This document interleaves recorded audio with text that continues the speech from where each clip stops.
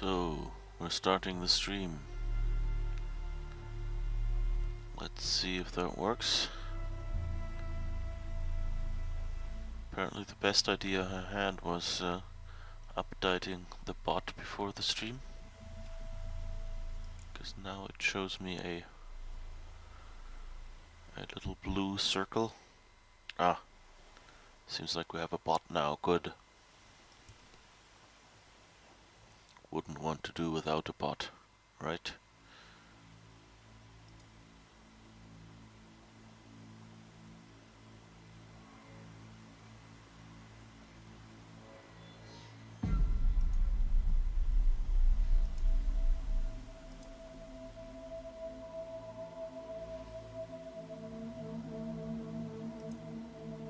So, give me just a second to check whether Twitch is actually working, if we have good sound.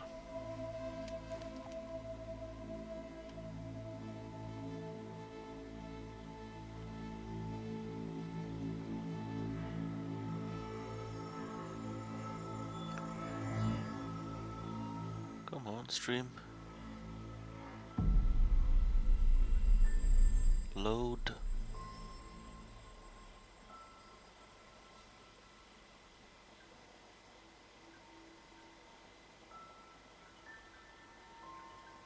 Okay, that sounds good. And I guess we can go.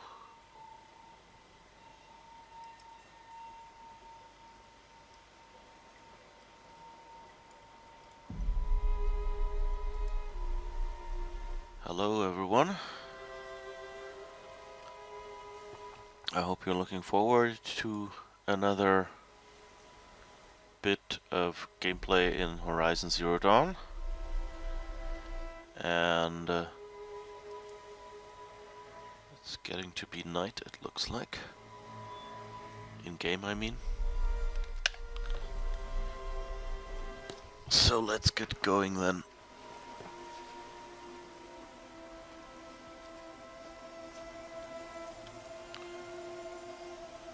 Alrighty then. Oh, I should probably tweet this out at the least. To remind especially the people who were disappointed that I didn't stream again yesterday. Okay. Let's see, how did I do this the last time? I think I tried... Oh, hi Bones. How's it going? Let me just try to send out a quick tweet to the tune of I'm streaming Horizon Zero Dawn again. Let's take another cauldron.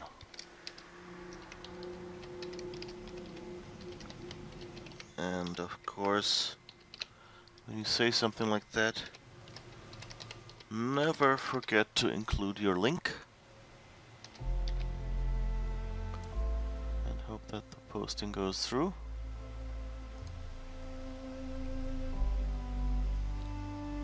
And now let's grab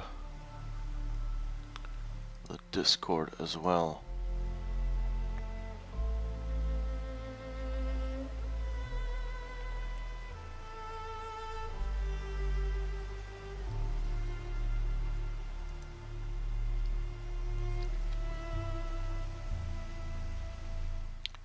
So yeah,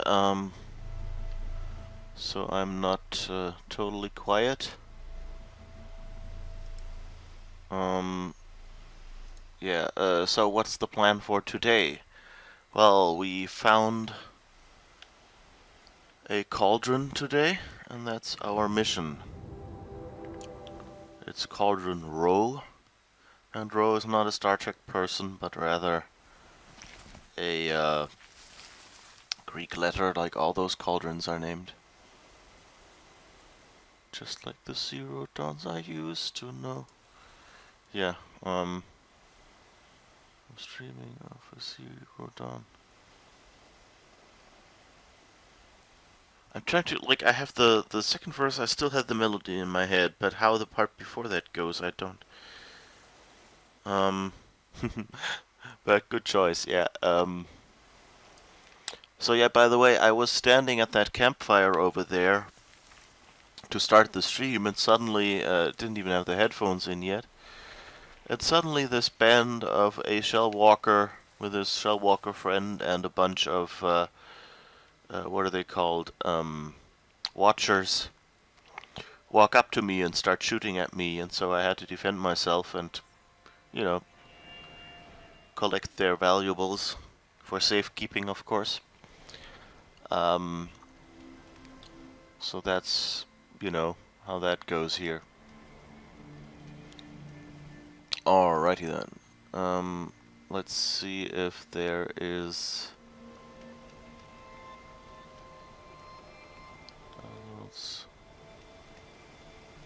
Okay, who had a nice channel? I thought... Oh yeah, here. Let's just remind some friends that I might be streaming right now before I officially start.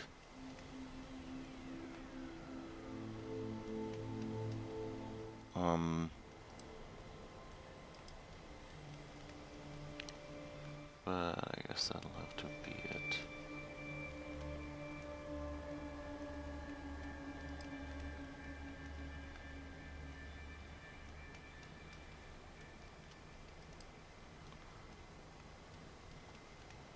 Okay, let's get going. I'm wasting too much time. Okay, so there's our cauldron. You can already see some nice blue lights over there, so there will probably be bots we'll have to take care of.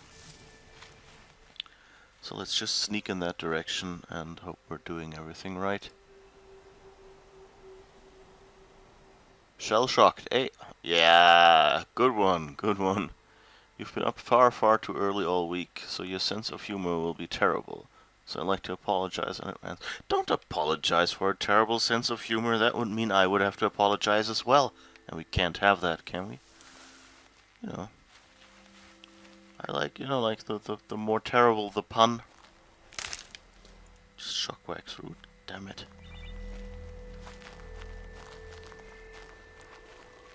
Okay, so that's a watcher. Not much cover here. Someone left a supply crate here. Oh. Two more guys here. Okay.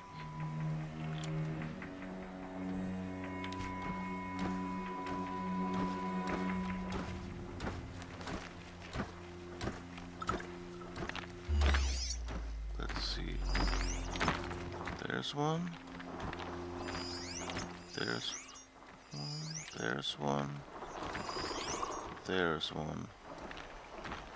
And there's the signal telling us where the cauldron is, I guess.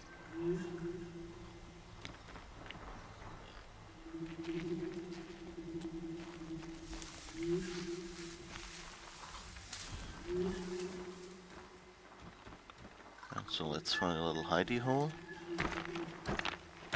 And hopefully get a watcher or two.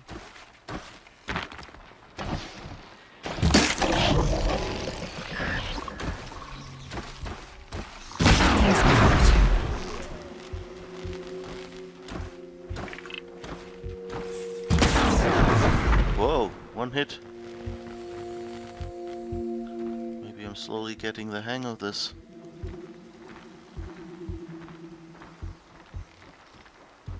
It's over to me.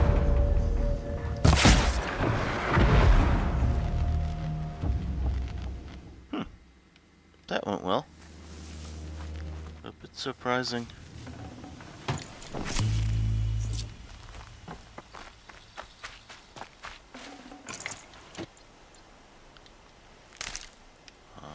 Fire kiln root. is that red thing?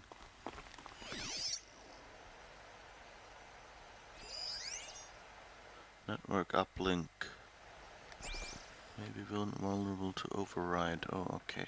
Guess we can just randomly override stuff and see.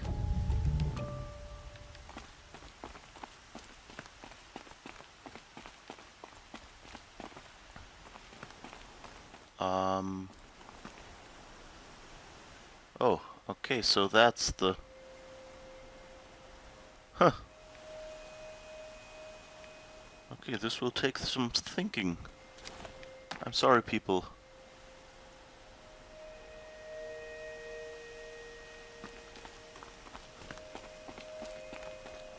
So, let's have a look at... seems to be some stuff down there. There might be a hole down there, so maybe we can climb down. Because up here we definitely can't get in.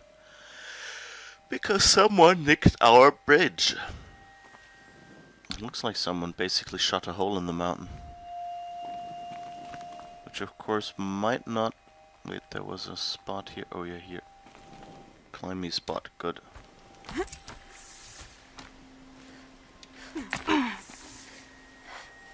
Find an entrance, really?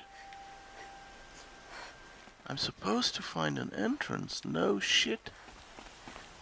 No shit, Sherlock.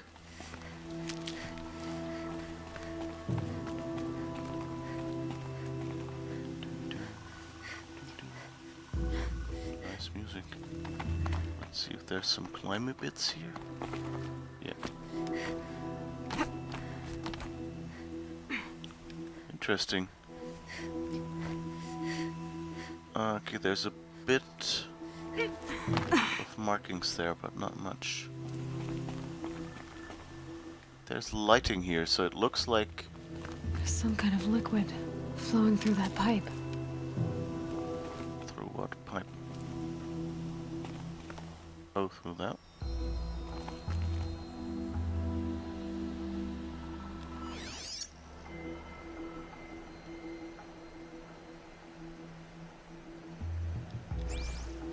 Did she mean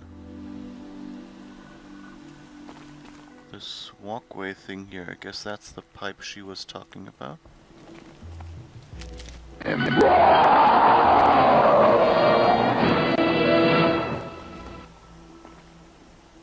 Here. Yeah. I guess that's a pipe.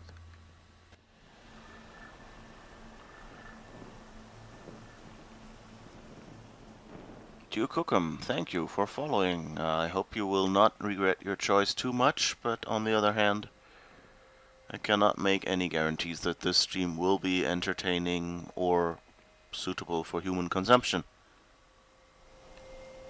So I could rappel down there, I guess. Or I could see what happens when I drop to the ledge. Let's see if I can climb down in smaller steps. Okay. It's interesting that they offer you several ways of getting down here. Why is the rappel thing here? Or is it just that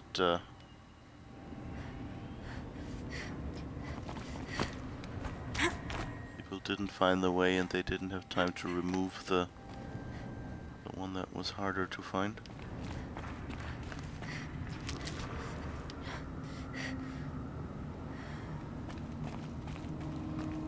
Looks like I'm not the first to look for a way in. What a waste. Oh. Dead people.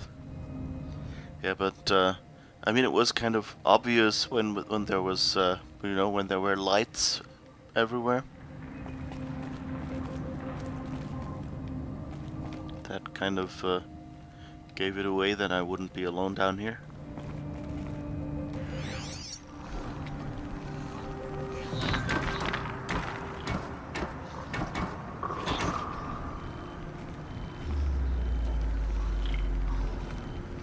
Oh, that's grand. I can hear them, but I can't see them.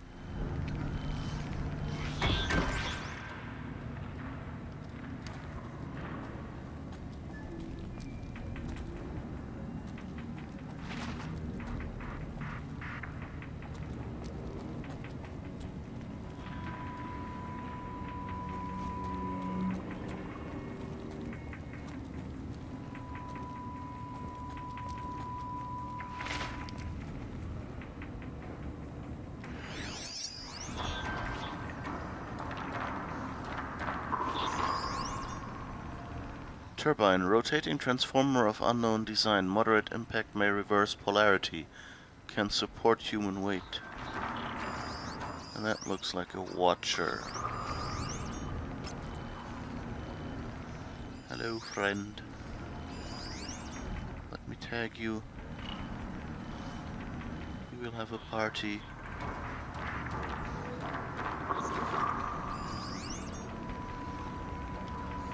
And a broken watcher is here. One of those vents.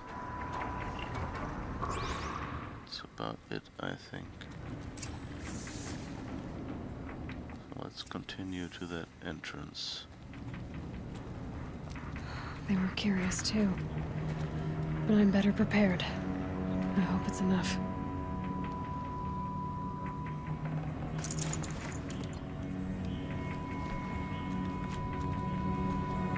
I'm better prepared. Oh, you have no idea how early in the morning it is, and oops, okay. Didn't hold long enough.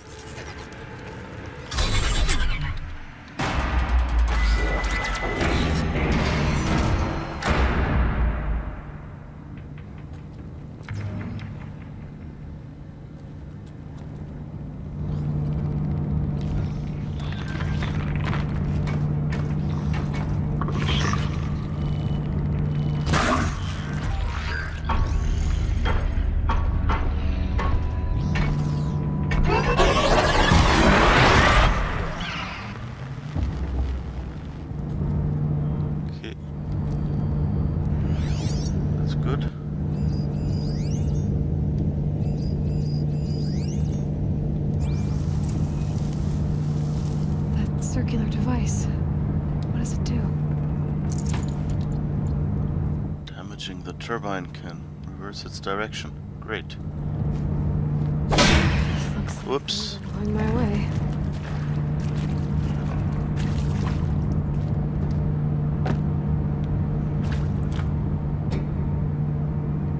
Oh, she's hanging on. Oh.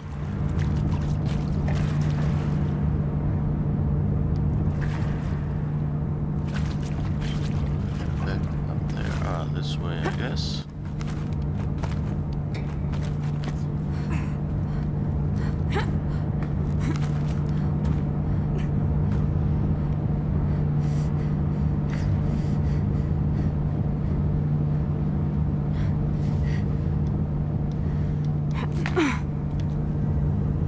Okay. That went well. I like that they're using the same form language here. So maybe you remember like the little rocks, there were like dot rocks, and there were like, you know, like wider ledges that you could hang on to, and those had either the yellow paint or just the more subtle, white washing that kind of looks like, you know, lots of hands had grabbed it and kind of smoothed it out a little and cleaned off the moss. And inside here, you know, it's probably because those are, you know, the same underlying, you know, like animation points and things. So like they have one that is round, where she will do the animation of holding on to the left and right, or they have the wide ones where she will have her hands flat on and kind of spaced a little wider apart. And so I mean, it makes sense that those are the same elements, just for efficiency's sake. But on the other hand, they also and that's nice. You know, it helps you gameplay wise because you recognize them. You go like, okay, these glowing things are otherwise the same as the climby things, so I can just climb them. You figure that out like on your first cauldron, I think, where it's basically sort of a tutorial that tells you you can climb it.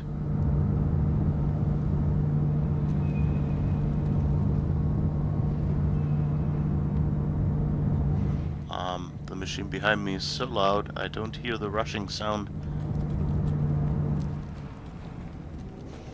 Oh, maybe now.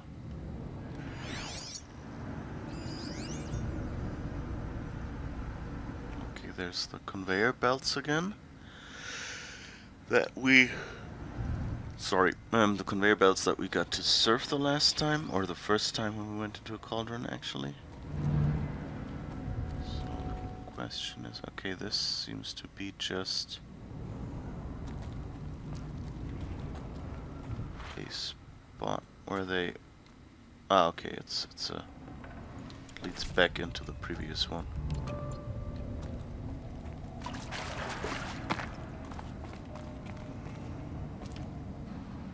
That's good as well. I like that in Mass Effect Andromeda they often have dead ends, and that seems to be like a general language of some of those games, or a convention, that I kind of like, is that they encourage exploring by having branches in the road and like dropping, you know, like bits of loot, like containers, in dead ends, so that even if you end up in a dead end, you go like, okay, it wasn't a waste, at least I got some crafting materials or whatever. That's actually a pretty nice way of encouraging your players to explore more of the map and to not just try to take the most direct way. And on the other hand, of course, by not having them branch too much, you don't have people getting lost in labyrinths or anything. It's just like, okay, this path, you know, makes it look a little better. I mean, but then once you reach the point after it, you realize that, okay, it's a dead end, and you backtrack and take the next path.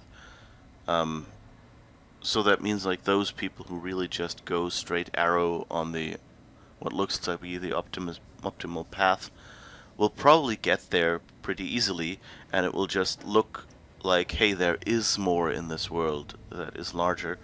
And the people who then explore the world, like me, will see the different parts of the world, but you know, still don't get lost, and you know, the dead ends don't seem totally unnatural. You know, it might just be, you know, closed doors at the end or something.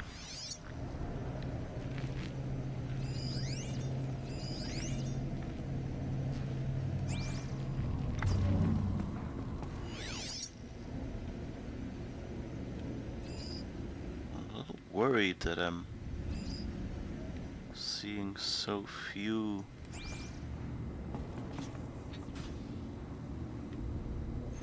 machines right now.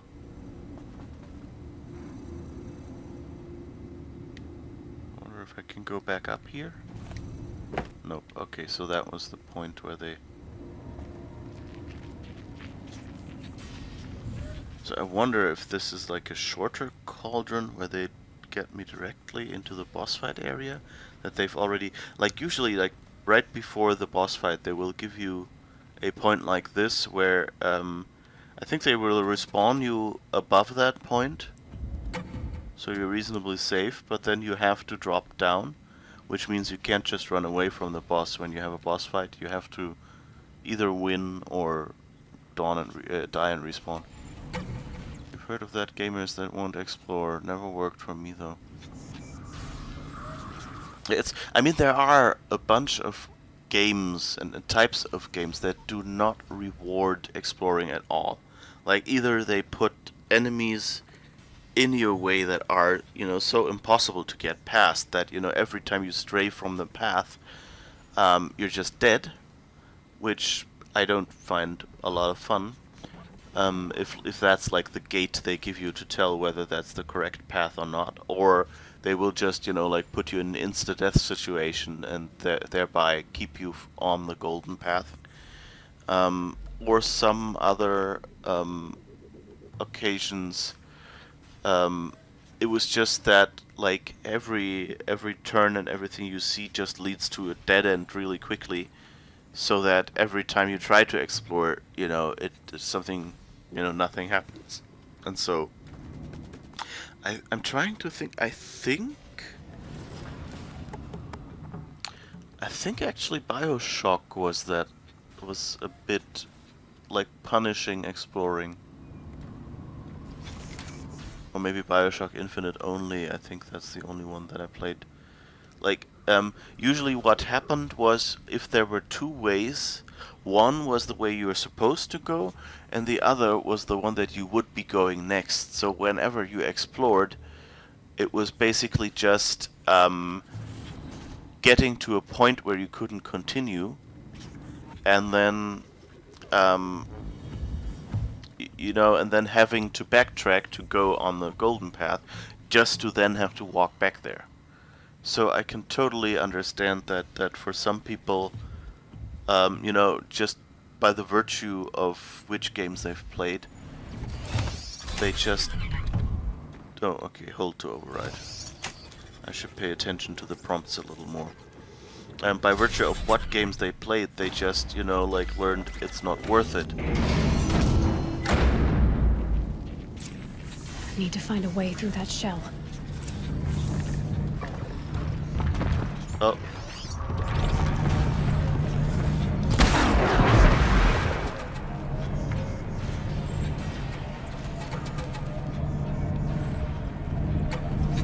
Needs to find a way through what?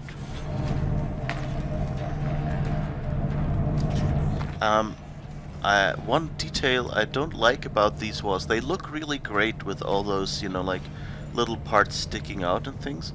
But if you look, like when I'm walking here, I can stand in the air above the holes. Oh, there's another one. Get him. I'm actually standing in the air here, as you see. And these kinds of walls, are generally they've done it that way. I mean, I understand that, I want to walk over here. Another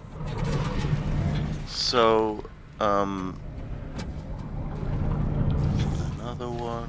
Uh-oh. Not much gets past them.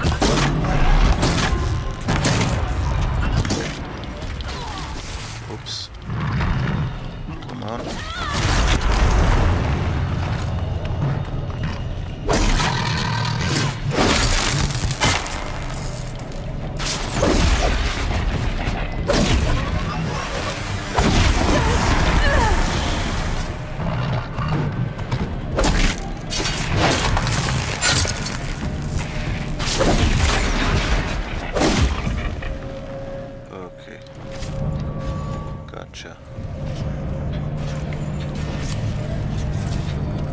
Let's collect all we can get.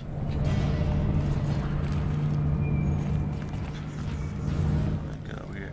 Well, anyway, so I mean, it's it's okay to give me like these little platforms to walk on, and it's more convenient, of course, to not be able to be stuck with like one foot in a hole or something like that, or to make this into a jumping puzzle. But it gets annoying in spots like here where it looks like you should be able to climb it or something, and you can't.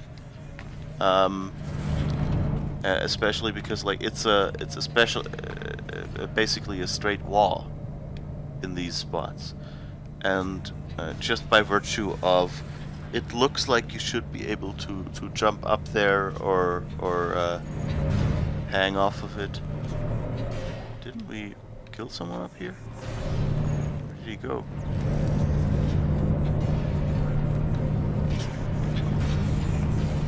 Thought I should be able to collect some loot here, but apparently not.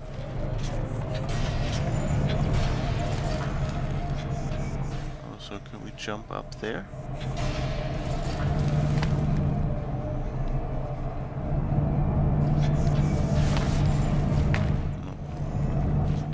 Yeah, and so I just don't like it when the collision detection lies too much.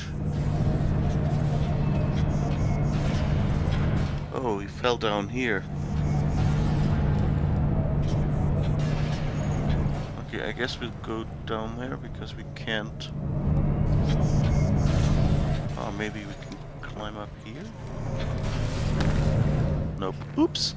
Ah. Good, at least it didn't cost us any health. Huh. Watch your heart. Out of room. Let's see if we can free up a little space by maybe crafting something. Oh, we have 2 skill points. But I think... no, this one actually needs 2. And so I guess since concentration plus and fast reload are probably the next useful things. I don't know if double shot and triple shot will be that useful.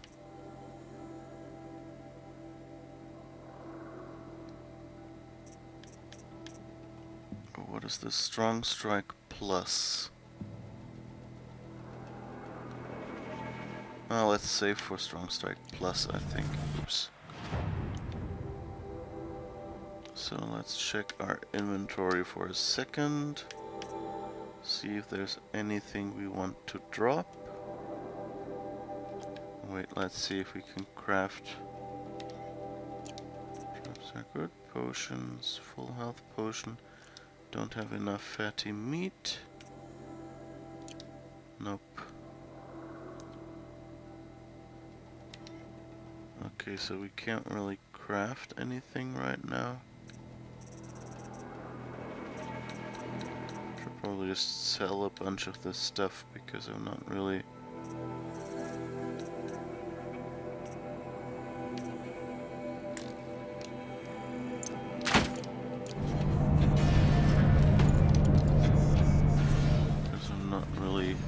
using anything. Oh.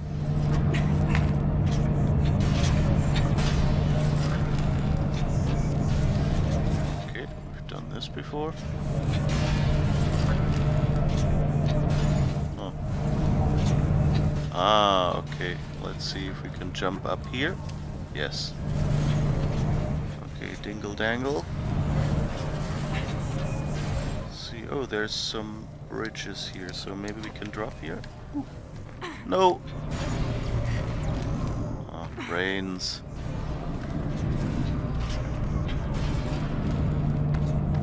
But at least we know now how to do it. Okay, so this apparently introduces a new element, which is this turning turbine thingy. Lets us play with that. You know, I'm not like a big jump and run or jump puzzle person, but I actually I'm kind of enjoying these. Like it's not like, oh, annoying, another jump puzzle. I actually like getting from A to B in this game.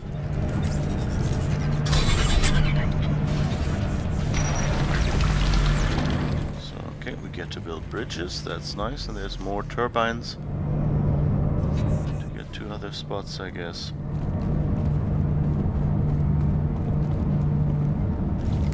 Oh, that reminds me. Let's refill our health a little bit.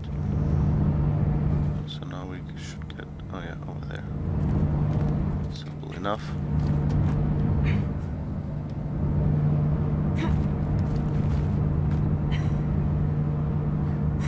I also like that you can jump between these points. You don't have to like just hang off of it and wait.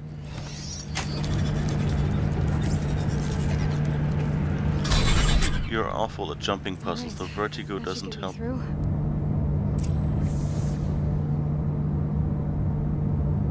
Ah, okay, that turned off a segment of that shield. Okay. That makes sense. I thought it would open a bridge or something, but of course, we don't really need one here. But actually open up several segments. That's interesting.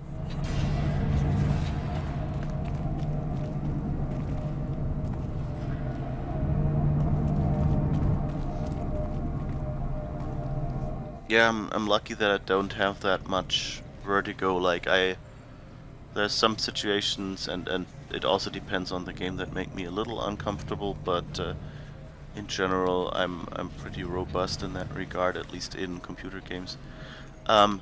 Surprisingly, the one thing that really made me sick was I played Half-Life 2. And something about the projection in Half-Life, so I think it's the field of view or something,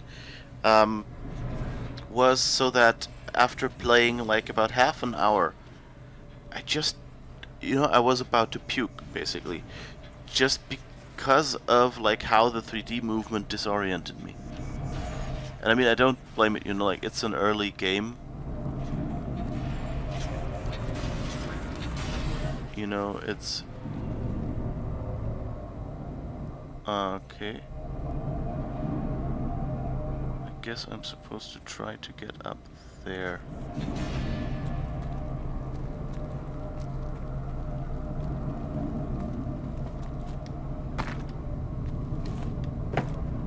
Somehow.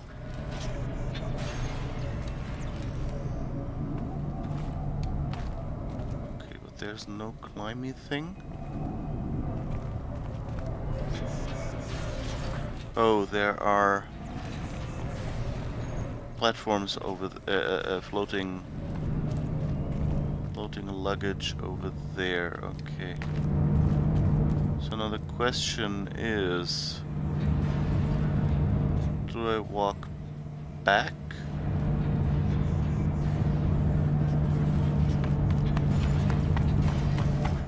I could probably just whack on this thing to make it turn. Yeah. Okay.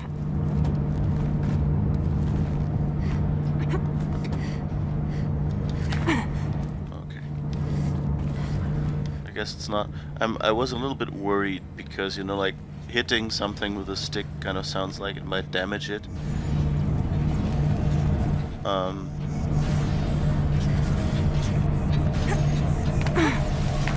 But I think this one is okay.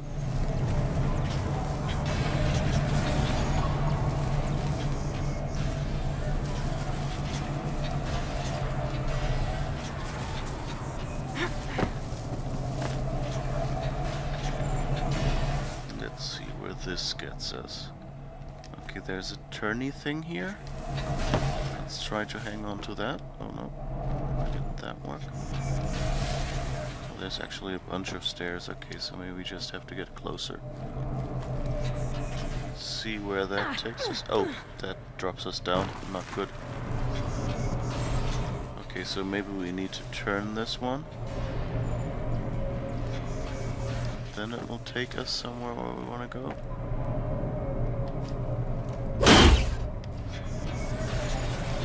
Nope.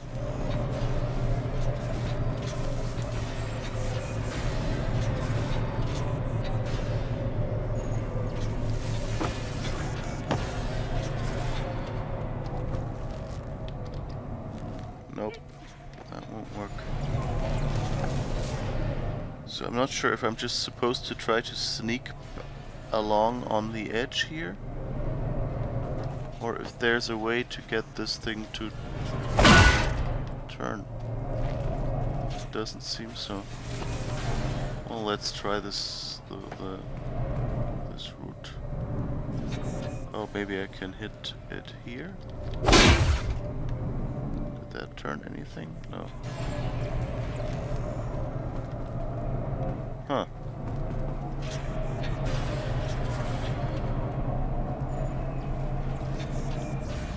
I can't get across here, so it's definitely not just a matter of jumping, I think. Oh, no, actually jumping works fine. Okay. Never mind me then. I guess this is our way back.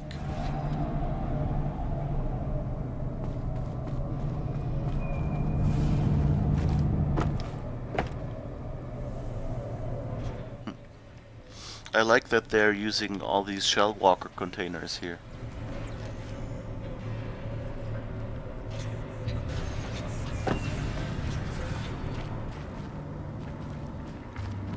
You know, like you see those shell walkers walking around and carrying stuff, and you know it says, oh yeah, they're transports or something.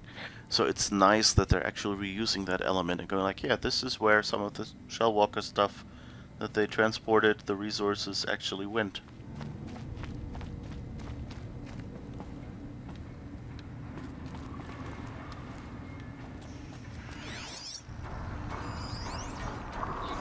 Oh, hi, Watcher. Watcher number 2. Watcher number 3. Watcher number 3. If I was to give you a fruitcake, would you love me more? Feels like saying something like Watcher number 3 is feels to be like one of those dating shows.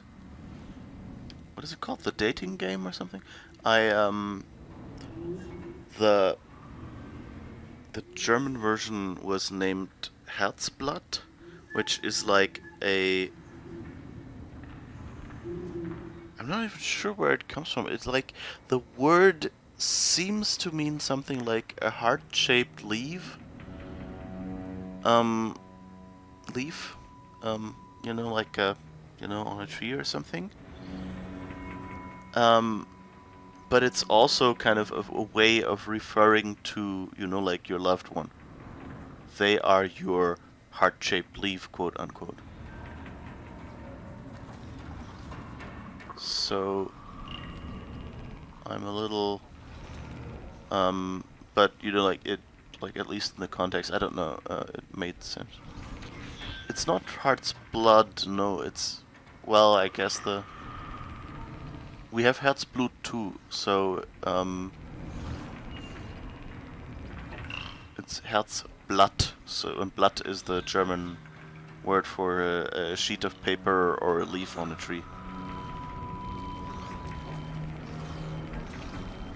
I think we can get close enough to shoot this guy without being noticed.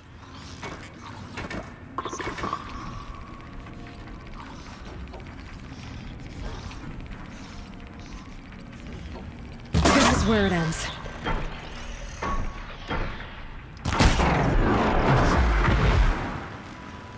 Good boy. Good boy.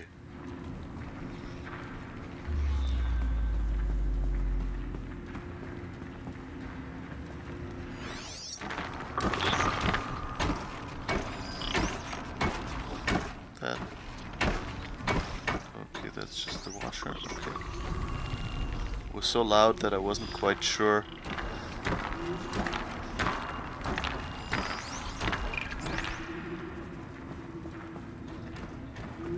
If it was maybe a bigger machine.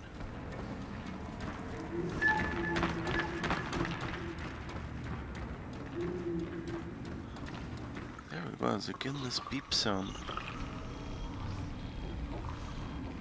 I wonder what it is, like if it's a sound the machines make?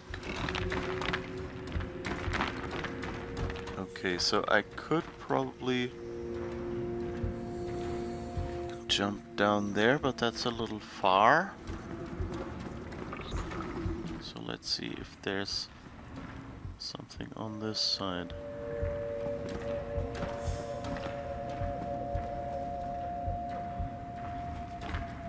But I think basically the show was a version of the dating game, which so it was just a translation of a successful US show.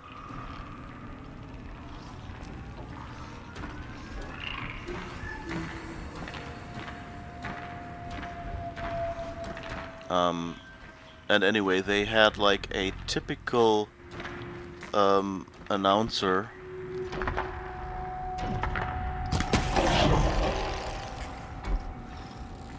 Others haven't noticed. It was a woman who, who had like a really, sexy voice, and she would always like, and a very friendly voice as well, and like husky but friendly. It was interesting. And she would always say, like ask questions of the different candidates, like like as you'd expect from an announcer, I guess. Um, but like at this show, it was all about sort of getting to know people. Let's go down here first and then explore up there, because all our loot is down here. Anyway, and she always had this certain phrasing like, "Oh, candidate 2, if this was happening, what was this?" or something, and that was how you addressed them. You think there was a Danish-like game, a dating game-like thing on Danish TV as well, but you never watched it. Yeah, I think it's like it stopped being a thing. Got too much already. Like about, like I think like for the generation after me, it was already too late. Like it was only during my childhood where it was a, like some ways I guess a new show probably made had an effect on it as well. And there was like, I think they had like 2 or 3 hosts it was successful with, and then it just petered out, and I'm not actually sure if it's still on. I forget if I already went there. I don't think so, but there's nothing useful here, okay. Oh, but there's a box here. How could I miss? Oh, that's just the metal vessel, okay. I already have that stuff, I guess.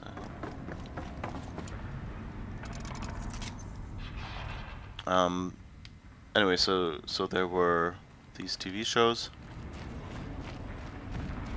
Okay, and we could unlock that door. But it's open up there, so let's check up there first. Because usually the open path is the one that doesn't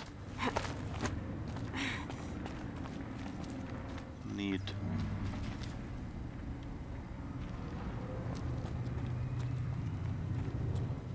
usually isn't the golden path. So we probably should be exploring there.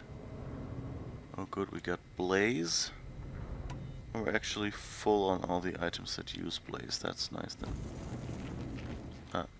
Switch to the other arrows again.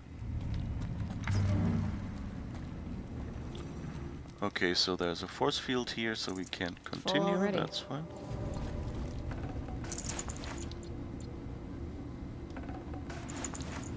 Okay, just metal vessels. Okay. Did I already check this? I think I did. That was the first one, right? Yeah. Okay. Yeah, so dating game with watchers. Don't we all want to see that show? It's by the way, that's like a common thing that they did a TV show in one country. The Netherlands are very popular because they have Endemol, which is a Dutch production company. And they had a bunch of hits, and among them, of course, Big Brother. But there are a whole bunch of others. And the whole and then they brought them to other countries.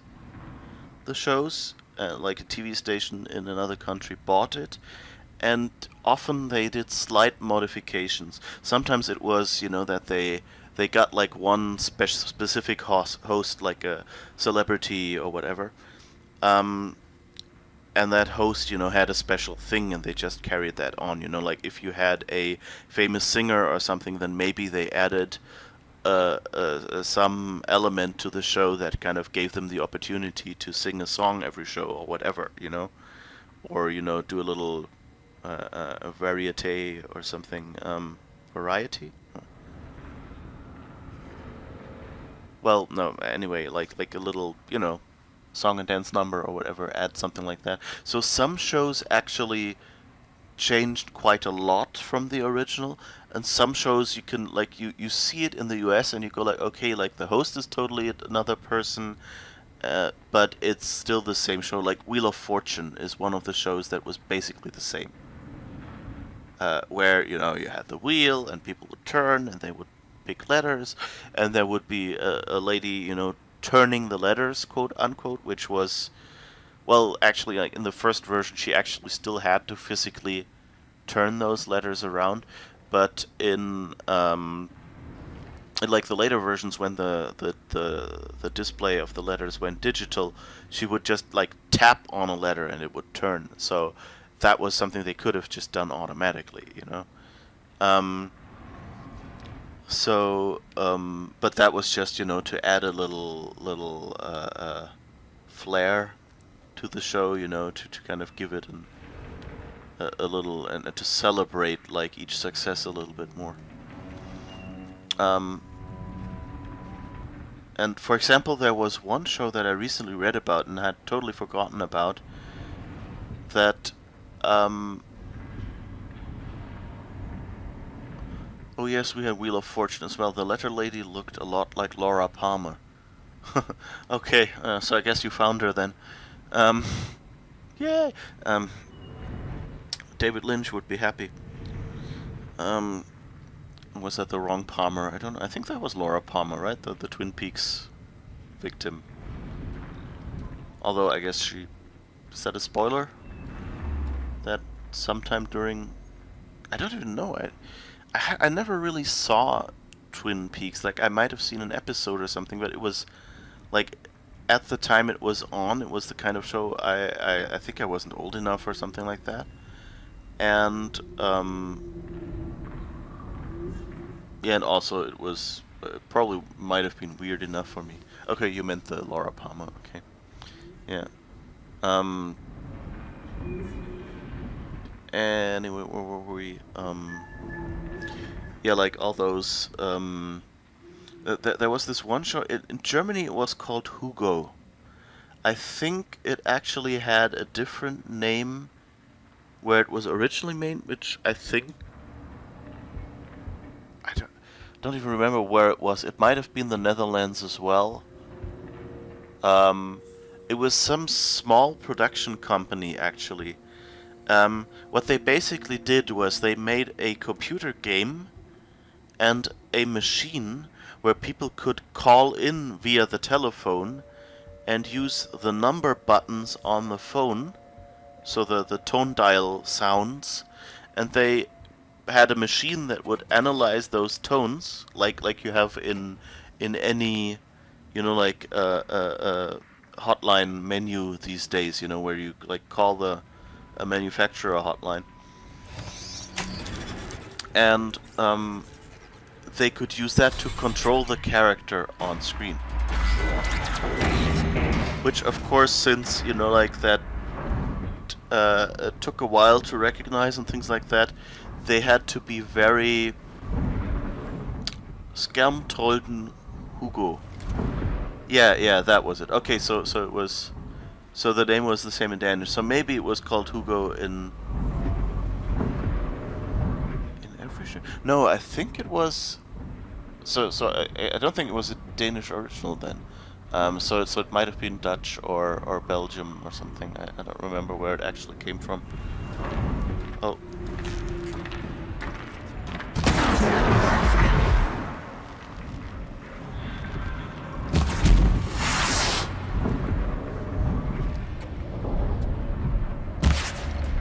Oh, damn it.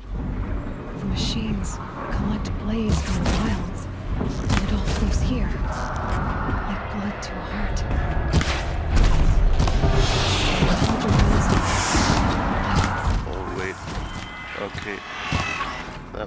Watcher.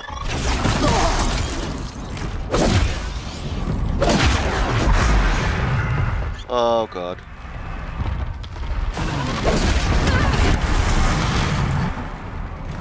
Okay, I underestimated that. I thought that was just another Watcher. I could get it.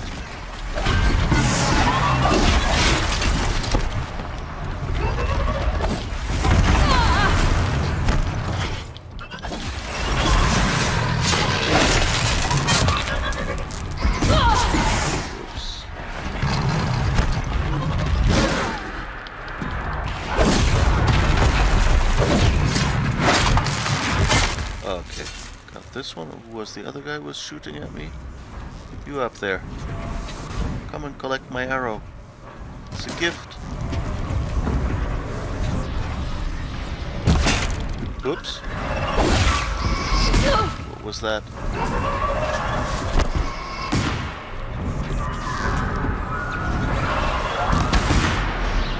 Okay. Oops. No, birdie. That's the bird I almost had, I think.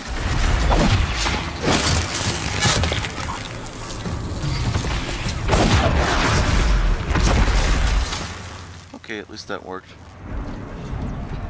You even played it once. You lost, sadly. Okay, yeah. So anyway, yeah, it was basically it was a call-in show. You know, you called in, you pushed the buttons on the phone and controlled the character on the screen.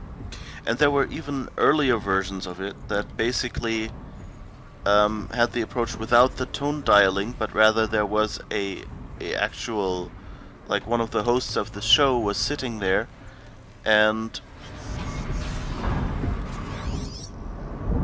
that's just a weird machine, right? Yeah. Okay. I thought that was a machine animal and not just a manufacturing thing. Okay, anyway, so Hugo was basically, you know, it was online gaming, but in a lo-fi way. So sometimes they had a host sitting there, and you would you know, like, call left, right, jump, and things like that, to get the character to move, and then the host playing it would actually move the joystick, you know. Or at least there might have just been other shows that were like that, and Hugo was the first one to actually have the machine. I don't remember whether they had that from the start or whether... But anyway, and there was a huge delay, so kind of the game was very simple, and what the manufacturer of the game software did was they sold the games that they had, you know, in stores. I'd have to So you could play,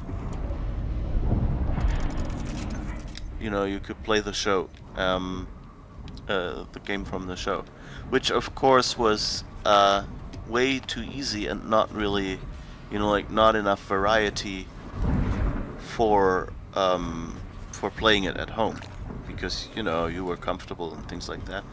So and then I think for later versions they kind of adjusted it a little bit, and they had like different levels, and most of the games were like, I think there was a Super Mario, you know, like when Nintendo had this plastic mat where you put your feet on like two spots on the map. It looked like a kind of like a Twister mat, you know, and you put your feet on like circles. There were like 1, 2, 3, 4 by 4 circles on it or something like that, or maybe no, it's 4 by 3, I think. So you could like step your right foot one to the right, or your left foot one to the right, or your left foot forward or backward, you know, and the right foot forward or backward, and it could detect that by which points you touched. And that was like a you know, like the early form of basically the idea that you had with the Wii, you know, just that they didn't have cameras to do the motion detection. They needed that one, this mat. And there were a bunch of games where, like, for example, you had to jump off so that nothing was touching those 2 points. and then your character would jump, or if you stepped one step right with the foot or one step left with the foot, your character would like move left or right, or you had to move both feet, one to the left or one to the right, to kind of move your character left or right and things like that. And I think like if you like duck down and like touched the middle 2 points with your feet and the front 2 points with your hands, that was the signal to tell your character to duck. And that was basically the way to control the game and walk through. Okay. So we're supposed to get over there, I guess.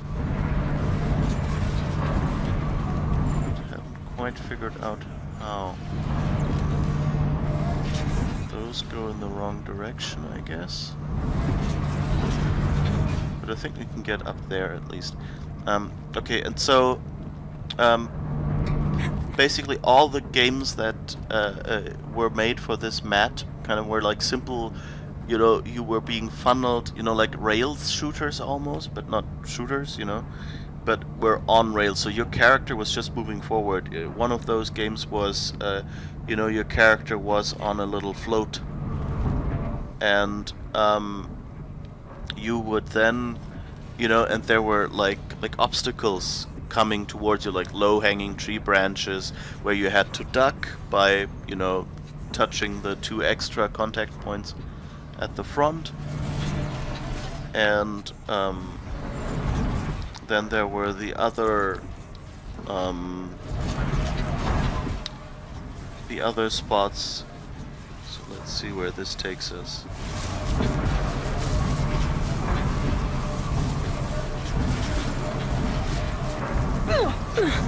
Oops. Okay, I didn't see that there was no way to get through there. I guess the light was supposed to tell me. Oh. Dude, don't mind me. Okay, and so that there was like a Mario, I think it was a Mario game that was like that.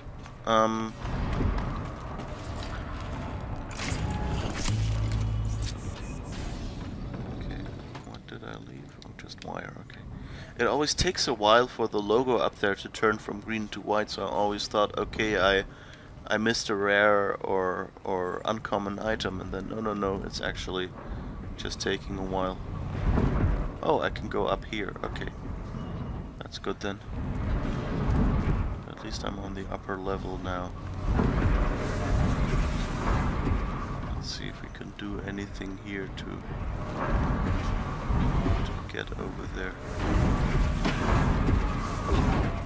Anyway, and so the Hugo games were kind of like that as well, you know, like that. I think the float thing was in both of them actually, and then they had like a variation of that where you were, you know, like that Indiana Jones scene where you're in that mine trolley going down the tracks at breakneck speed, and then while you're doing that, you know, you have to like duck to avoid like obstacles at the top, things like that. And that was basically how all of those Hugo games went. So they were, and sometimes it was like jumping left, jumping right, or something. Anyway, I don't even remember. Oh, I think I went round once. Oh, I could have just gone up here, I guess.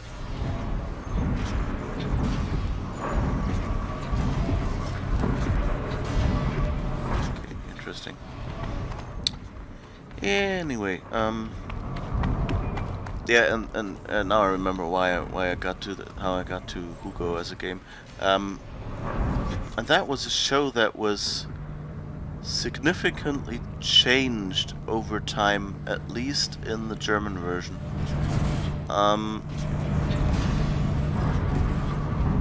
Which I found really odd, kind of like reading the history. Like in the beginning, it was like they had like interviews with people on the street, you know, like polling people and things like that. And then it turned more and more into those classic call-in shows that you have today.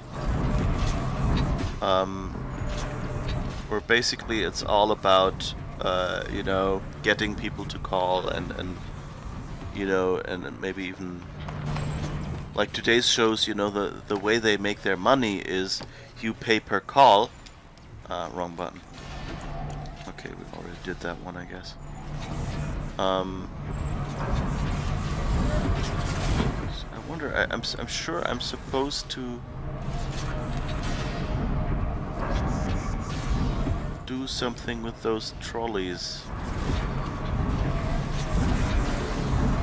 but they don't seem to come by anything useful. So that's odd.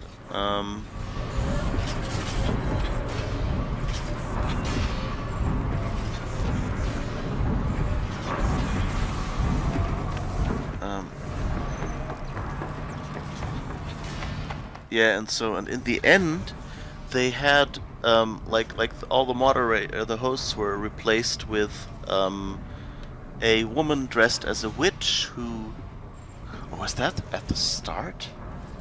I don't remember. At some point, they had a witch character. That was no. I think like at the beginning, it was like an animated character.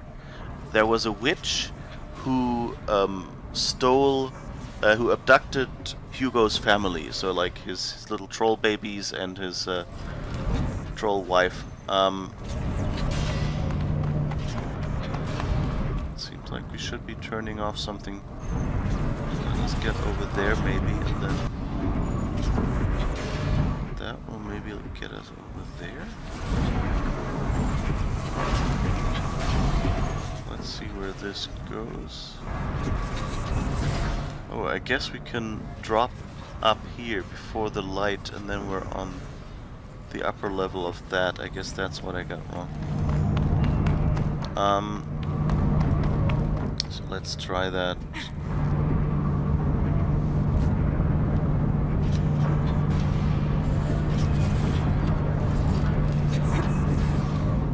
No.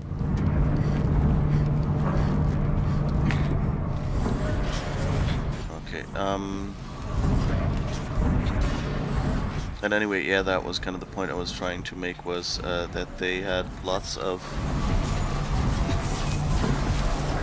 adaptations.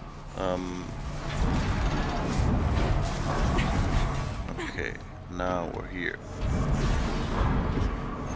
Let's see if that helps us any.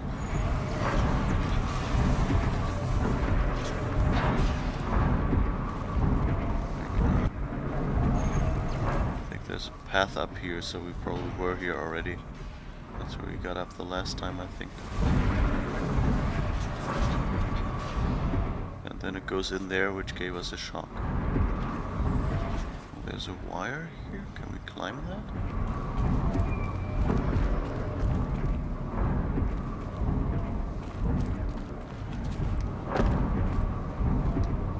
No climby bits on this one. So where do I continue here to get over there?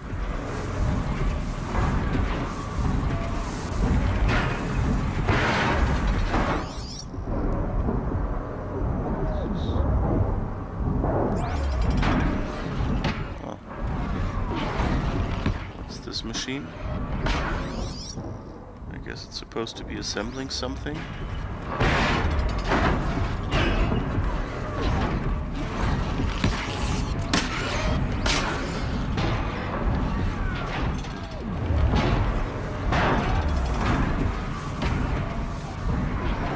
There's another spot with where those cars came from.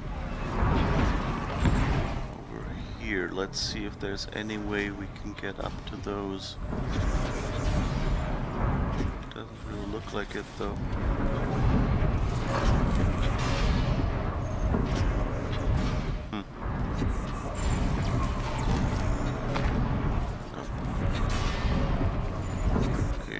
A walkway up again, and I think that's where we were before. And we're back at the start, yeah. So this thing didn't really get us anything, so let's see. They go past here. And go over there.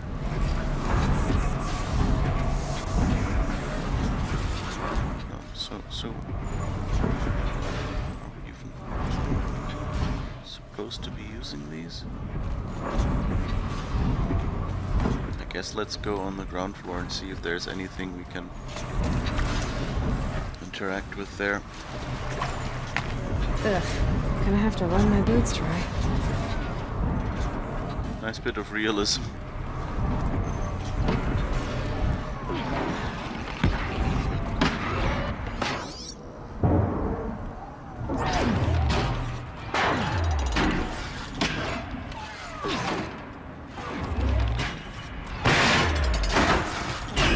So wherever they're supposed to be doing, I don't think we can mess with it.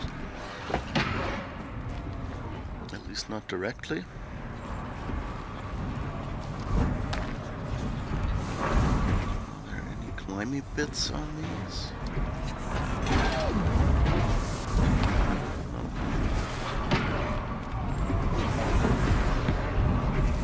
That's the spread bit. Let's see if we can interact with there.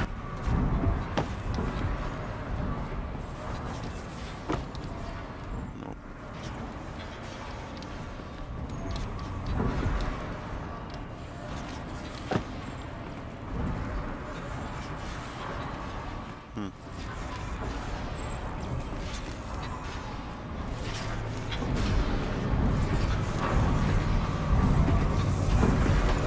Already did this one, yeah. Huh. I might be slightly stuck. Maybe I'm just not seeing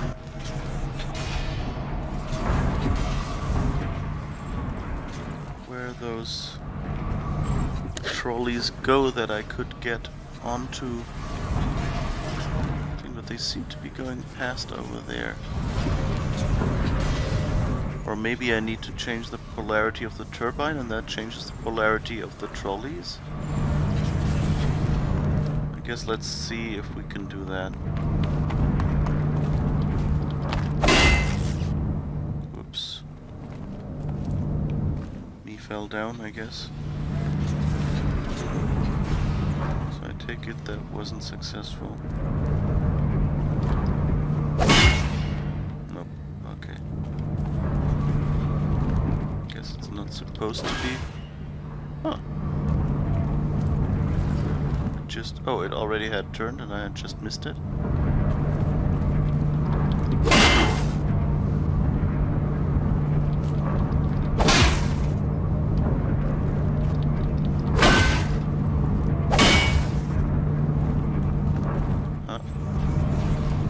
I think I managed to turn it, but now it doesn't anymore.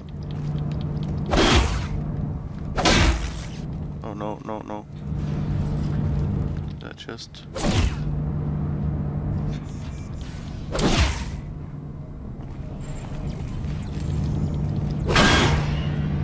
Okay. Now it's going the other way. Does that do anything to the trolleys? Nope. Not at all.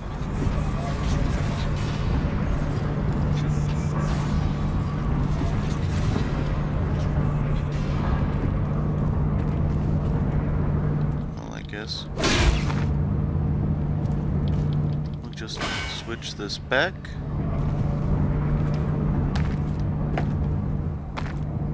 Come on. And go back up then. Oh, stay hydrated, bot. You're right.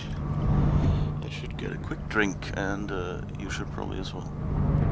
Kidnapping witch kind of rings a bell, but so long ago.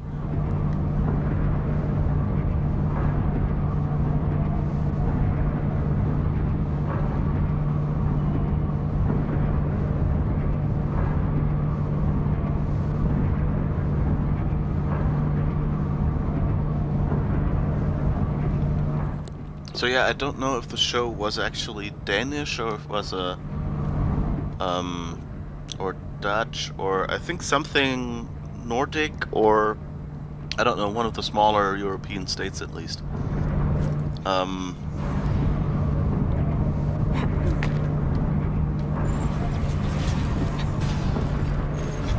Okay, let's just jump on the next spot here and see what's below us that we can drop to.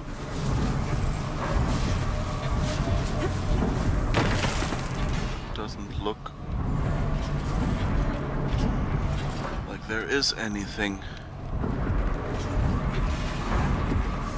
Oh, I'm an idiot. Here. Okay. There's a override thing that we can use to get a bridge. And anyway, at some point they changed the show so that they had a real-life actress play the witch, and that was the host of the show,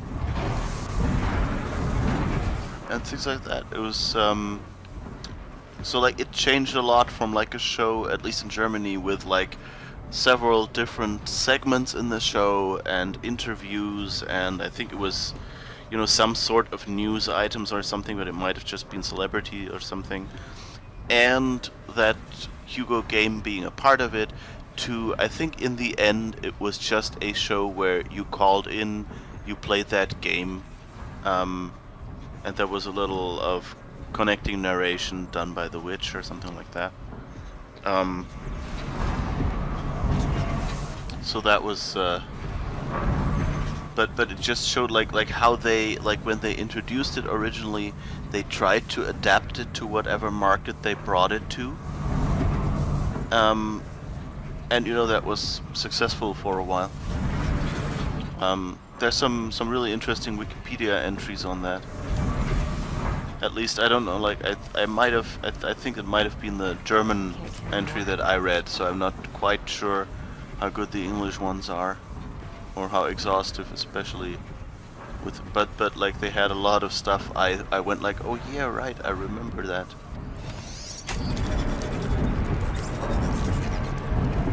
So I don't know why I'm hacking this, but you know, I guess it did something. Oh, I guess it turned off a few more. Yeah, it turned off a few shields over there so we can get in the next room. So that theory at least was right. I just took way too long to notice that there was this little red nub here that's now blue. That let me activate a bridge over there. So that's probably why they gave me the carts here, the conveyor belt, so that I would be dropped here near this thing and would then go explore and see it more easily.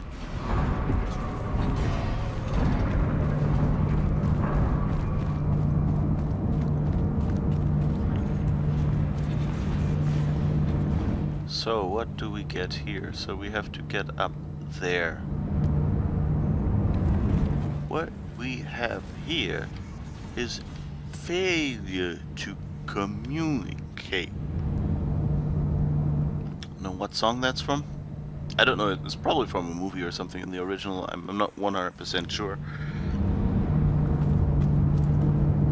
Could just be a quote that they did for that song. Maybe they had a video in mind or a story already. But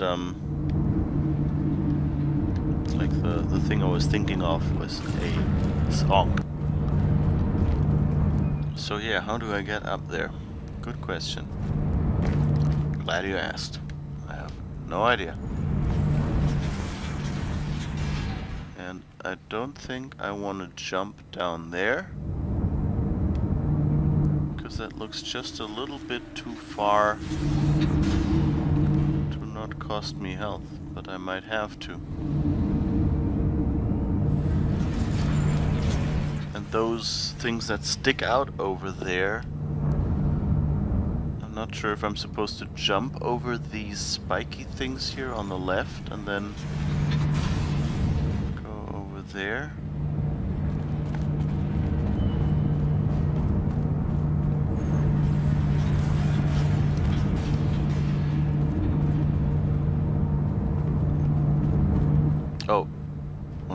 there is... Oh, okay, there are those wheels over there. So that's probably where I'm supposed to go. Okay, that makes sense. Different from the disoriented skunk who made no sense.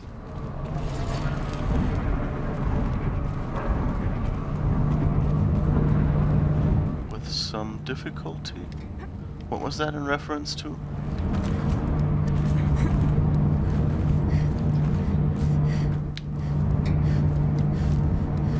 Ooh. She's good at this. Oh, okay. Oh no, Where I I'm up. need to go. The belly of this giant beast.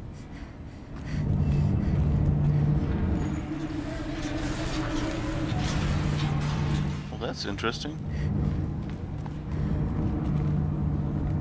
There's a free-flying container thing. That's a new one.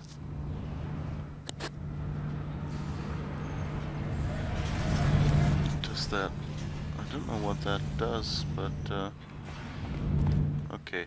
I guess let's explore on foot a little, because we can't get close enough to the carts anyway. To the conveyor belt.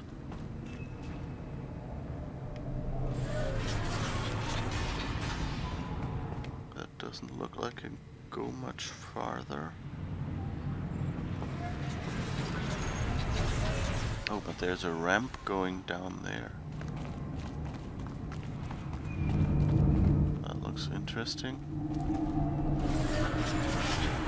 I guess I can jump across there, and there's a climby handle over there. Seems like the next best. Oh, or maybe I can get on the minecart there.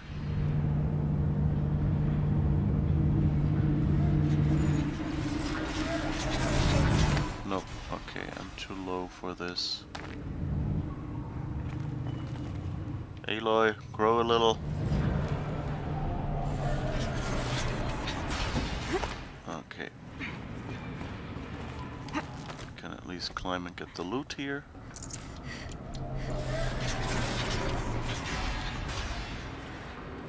Now we've got to figure out where to go next. There's another ramp, that sounds good.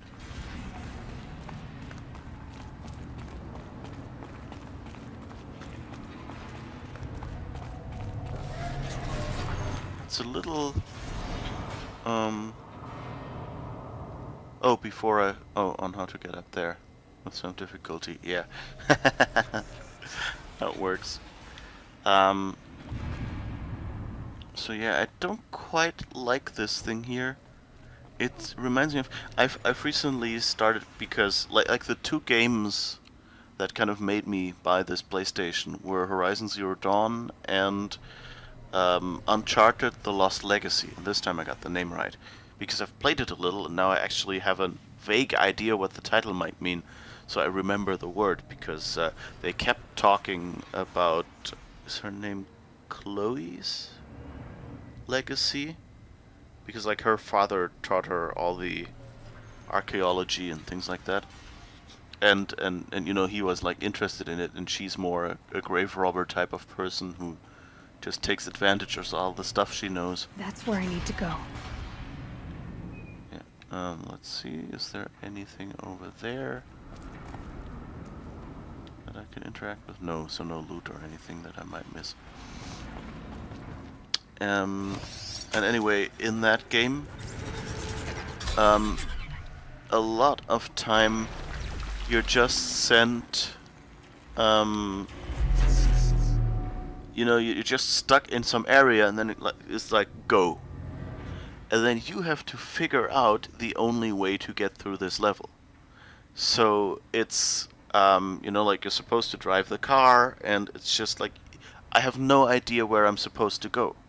It doesn't even have like a point in the distance where it says like, you're trying to get over there to this you know, like a temple or whatever. Um, like no waypoints or something. Maybe they show a temple in this at the start, but you can't see it then for a while, and things like that. So it's and here this spot was also like there were no waypoints or anything, and you kind of just had to like aimlessly wander around and trust the level designers that they'll funnel you in the right direction. And in games where nominally your character has a goal, it feels wrong to me to you know, like to not have you know, like waypoints. And so this moment here just felt like those moments that are much more common in the Lost Legacy. Just because, you know, like a lot of the game mechanics, like pathfinding and waypoints, are things that compensate for the fact that we are not the character. Like, there are things that your character obviously should know. Your character should have looked at the map, at a map at the start, and figured out where they have to go, or should have gotten at least limited intelligence on like the area where they will be having combat in. You know, they might have aerial photography or something, or old maps at least, you know, that are not quite current. But have at least, you know, like circles saying, well, this is probably the area where our objective is, or something like that. And so it always feels a little... I'd have to leave something else behind.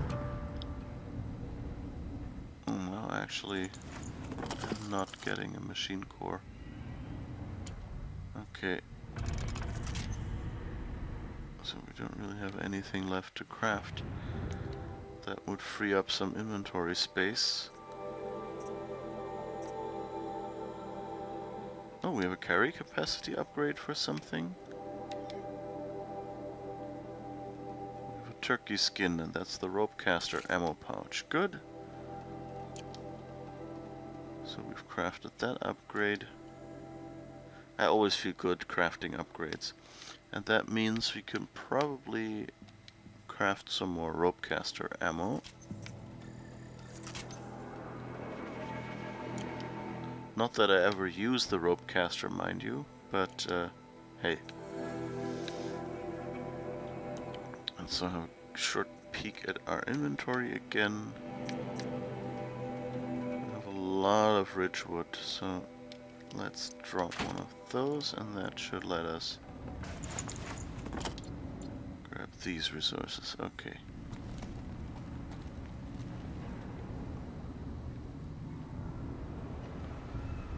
Am I supposed to drop down there? Doesn't really look like a spot where it would not hurt. So I think the hole down there is probably just for decoration. So this isn't the main path.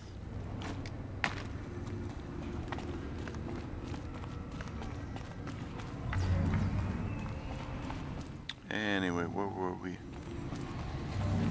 I was going off about this topic or another, and I don't remember what it was. Okay. Okay, I see a watcher over there, so somewhere there is probably where I'm supposed to go. Why did I open that bridge if I then can't continue?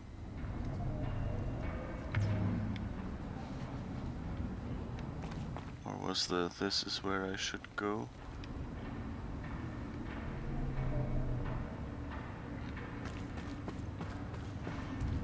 That's the problem here. Without a reliable save point,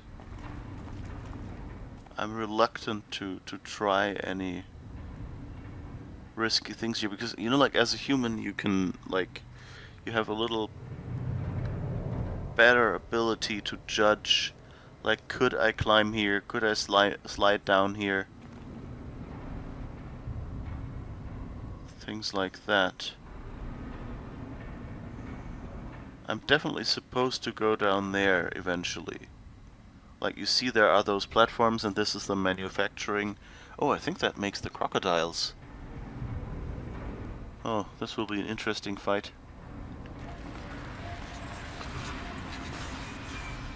Maybe I'm...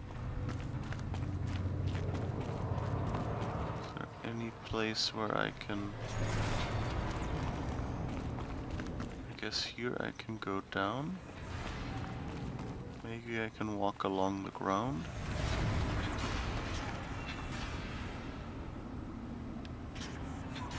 Not really.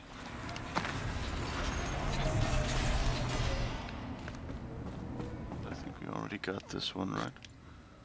Well, but we can now. Haven't done anything with these yet.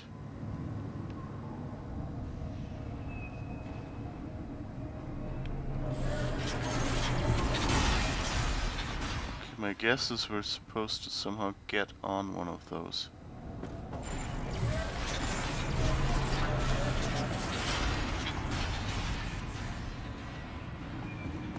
Maybe not. Maybe they're just here for consistency's sake, because that's where manufacturing stuff would go. I mean, it turns right somewhere over there and I think goes through a force field, so... Not sure if that's the direction we should be going.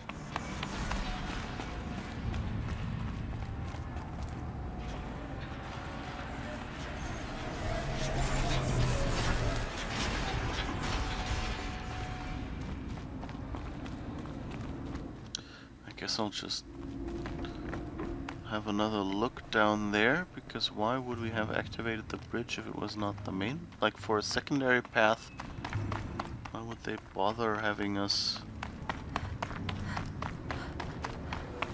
bridge? And maybe they just, in all these spots, want us to drop down. And I think that's water. So let's risk it. Yeah, okay.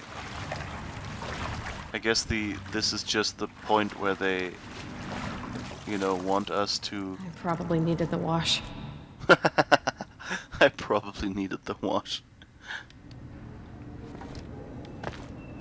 But yeah, I guess they just... Okay, this seems to be the way. Okay. Anyway, so yeah, I find it a little silly when you know you're not in a situation where a character would have to explore much and they just tell you, you know, continue and not, you know, like you at least give you, you know, like a compass direction or anything like that. That your character knows, okay, there is it. Although I don't know, maybe I just missed. Okay, this will be the boss fight. Maybe I just missed the whole mention of a compass direction. That could be, but I don't think the game even has a compass that it shows you. I'm not sure. Like here it does, obviously. Like here we're facing west now, but I mean in the Lost Legacy.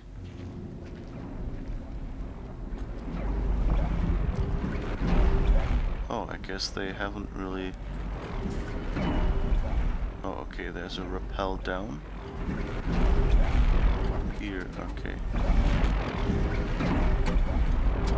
There seems to be a lot in this level. There seem to be a lot of points where you can go down, but they don't really offer you a way back up again. That's interesting. Like in most others, it was like, for the general... For most of the...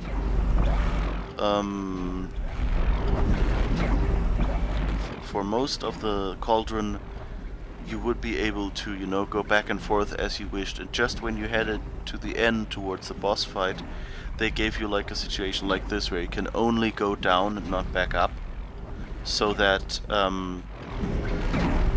like they gave you some opportunities, you know, where you had to, I don't know, climb down or find a way up or something like that, but like you could go back that way as well. So that's interesting that in this level they do it so much. Like every time I was thinking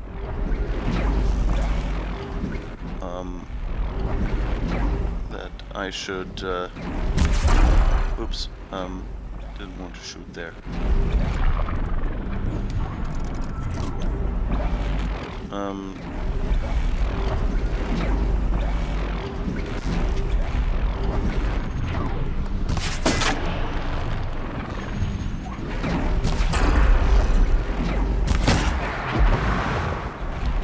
Oh, the next one was already there.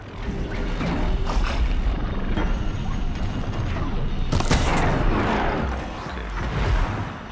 Have all the watchers now. Okay, oh, this one is now angry, that's not good.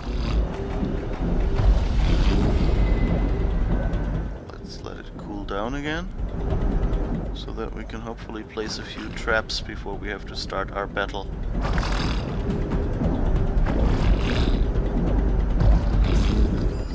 Goodness gracious.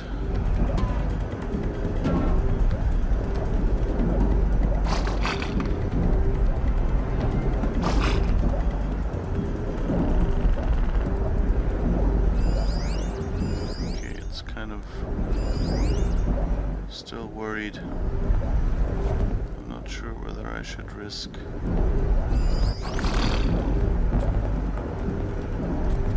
Let's see if we can just go back a little, go out of sight.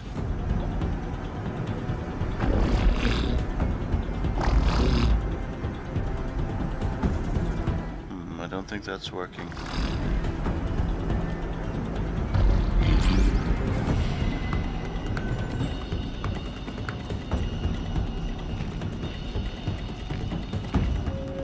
See if we go farther back.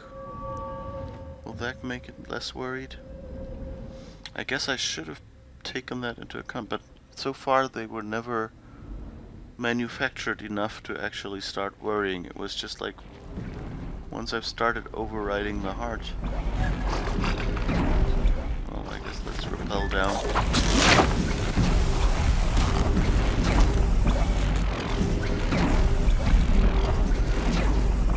Okay, now that's cleared it. Okay. Maybe that was just a glitch. Okay, so now let's trip caster as much as we can.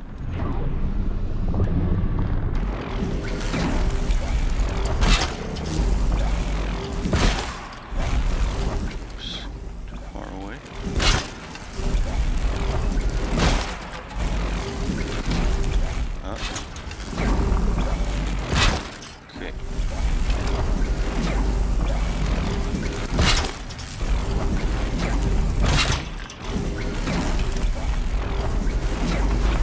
You yet? Is there more I can learn from the cauldrons?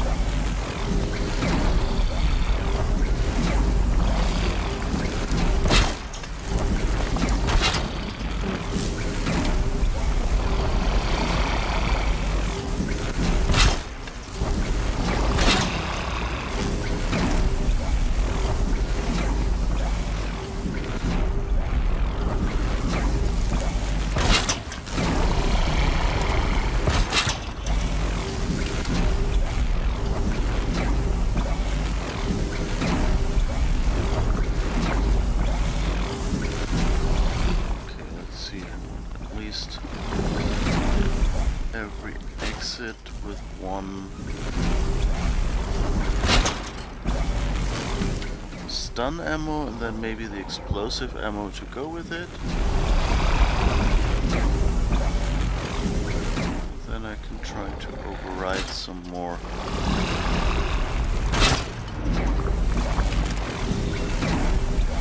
Okay, this doesn't look too good. Let's try placing that again.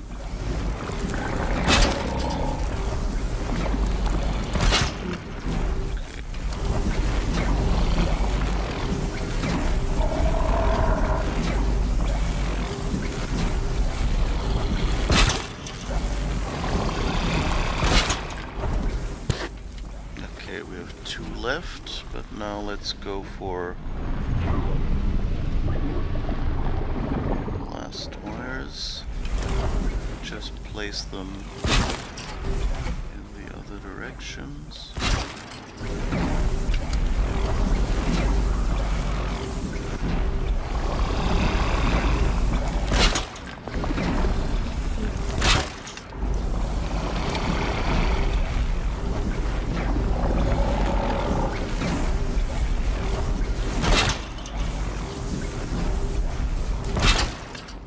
Get an opportunity to just cause random damage.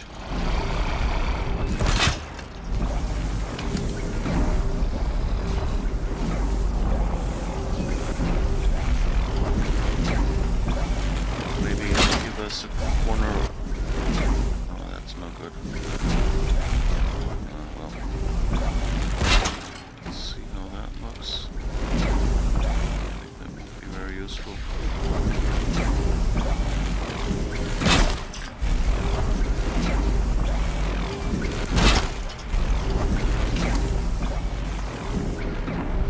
Just try to get different levels is basically what I'm doing here, so that, you know, like if it doesn't walk through one wire, it will get caught in another, or like if it frees itself from one wire, then I'll have another one that it runs into next, or something like that.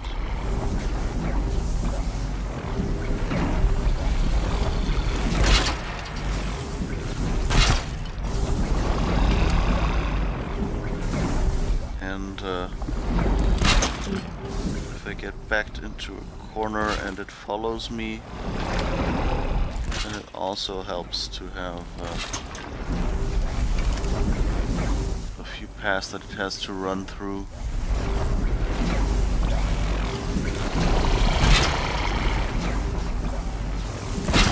Before it actually gets me to cause additional damage to it. That's the general idea of all the traps I'm setting up here. Okay. Now let's see more of those.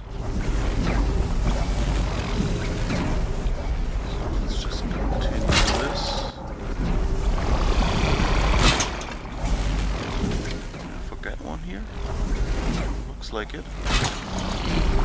Either that or they've started despawning traps.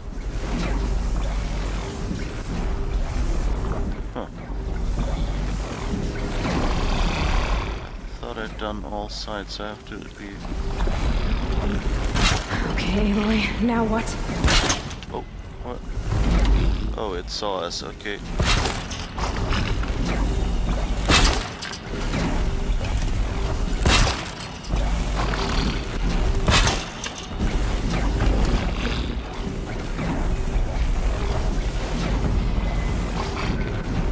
Oh yeah, I suspect it's despawning some of my wires now.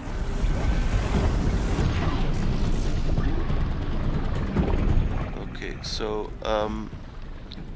let's just try to craft a few more, just so we have something. And then find the one that we're supposed to climb. I guess it's this one. At least it has a few climby bits. Ooh, come on.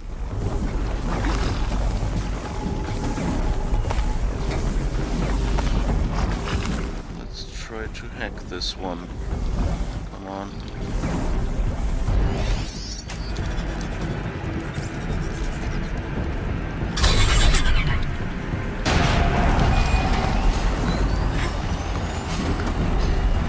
This is about to get a lot harder.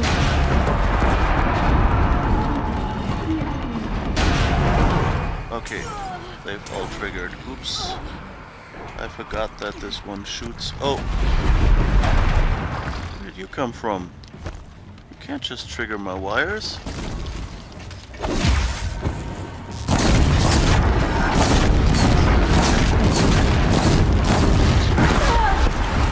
Oops, blast annoying. Ah! Can't get out. Stuck behind him.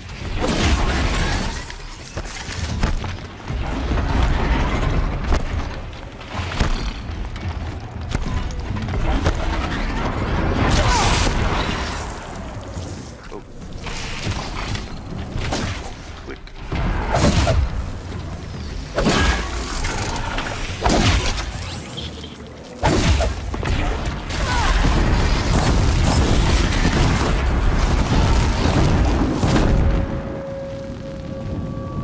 Get him? Oh. That went surprisingly well.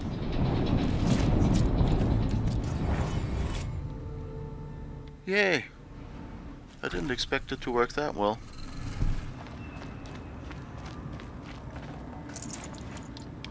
Especially when the other two guys showed up. So I guess I can collect all my wires again.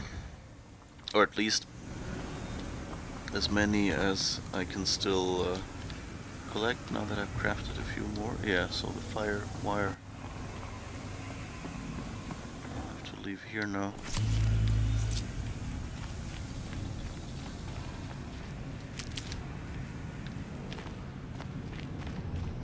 Okay, so let's see what else.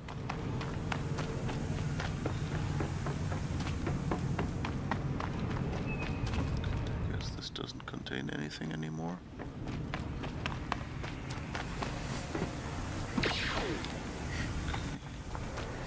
Collect all the blast wire as well. At least we have for that. That was worth it. Ravager. Uncommon stuff. Okay, we still need to hack the heart in the middle of the cauldron to get our actual information.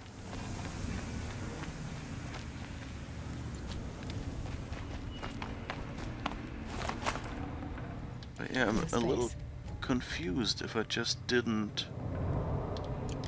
Okay, echo shells. I'm a little bit confused if I just didn't place enough, like if I somehow misjudged the circle. I thought I had like the entirety of the circle surrounded, and then when I started placing new items on the map, they started disappearing. That was kind of my impression. Or maybe it was just a distance thing, but no, I got closer to one of them and it seemed fine. Okay, I think I've collected all the loot I can. Scavenge, scavenge, scavenge. Okay. Well done. Ah, thank you.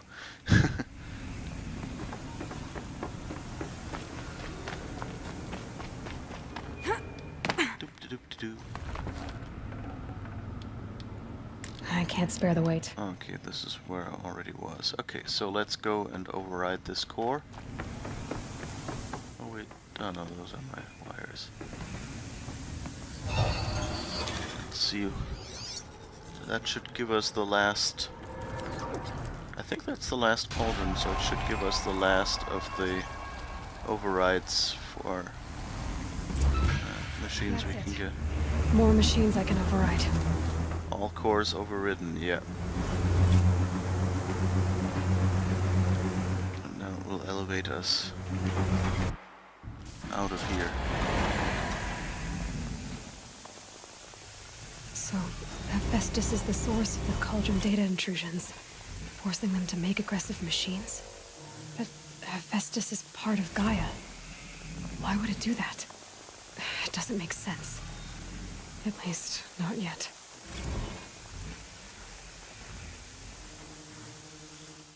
Okay, what? So Hephaestus, another module of Gaia?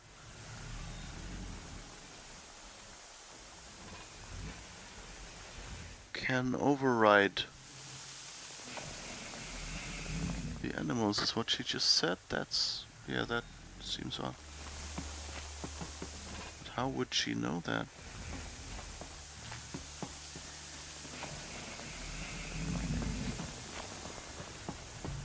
Like, how did she connect that to Hephaestus? That seems a little weird. Okay, so we have 4 skill points. That means we can unlock Strong Strike.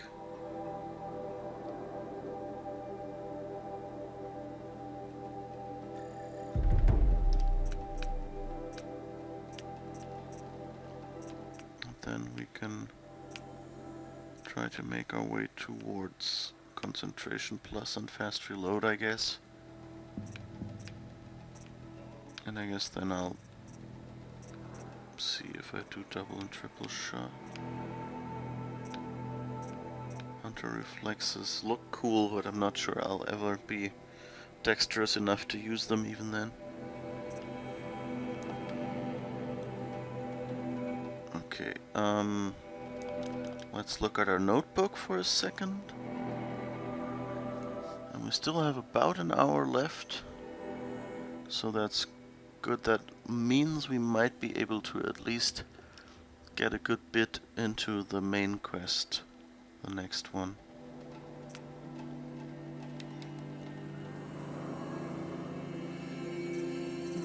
Okay. Gaia log hologram data points. What is this? Is this one we heard already? Ah, okay, yeah, those are the ones we saw in the previous main quest when we... Gaia log. Yeah, okay, those are all logs we've already seen.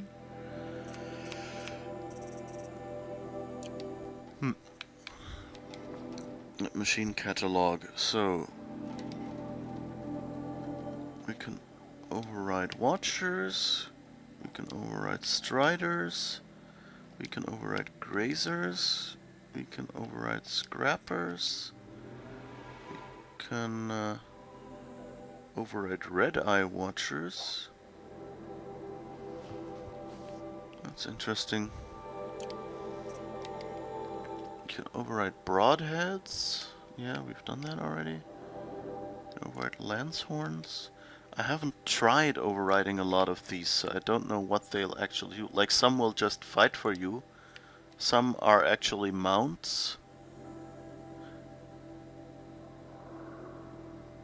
Sawtooths. Shellwalkers. See. Okay, fire bellowbacks and freeze bellowbacks we can do now. Corrupted ones are impossible. Tall necks, yeah, we've been able to unlock pretty much from first when we met them. Deathbringers we can't. That is pity, because that would be a nice thing. Even if we just made it inactive, you know, that would be that one's a trouble. Stormbirds we can do. Thunderjaws we can do. Behemoths we can do. Rock breakers we can do. Snapmaws we just learned. Ravagers we can do. Corruptors we can't. Flinthawks we can. Stalkers we can. And Chargers we can. Yeah, so we've pretty much unlocked everyone except the Corruptors, the Deathbringer, and any corrupted ones.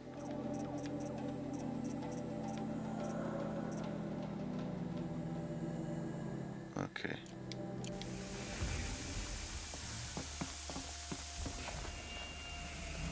So I guess we're done now.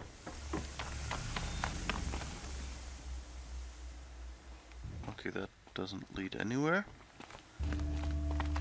That was embarrassing. Where's the exit? Ah, there. There's a bunch of watchers over there. Oh, this is... Oh, okay, and now we can hack this to get ourselves a bridge. Okay, I just thought this is annoying because we couldn't get there from the other side. Why could we get there out there now? But that's what this is for.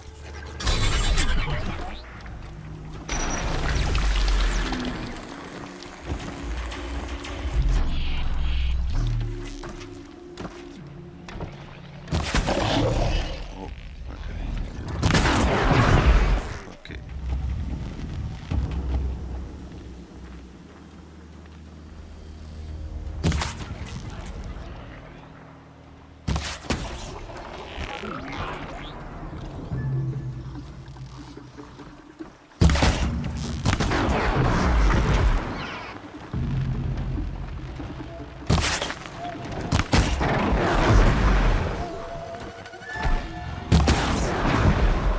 Okay. Thank goodness for slow-mo mode. Oh, this is vertigo-wise. Like, these holes in there make me uncomfortable just because, you know, like, it feels like you could fall through them. Like, especially over there, you see how huge those holes are. Goodness gracious. Great balls of fire.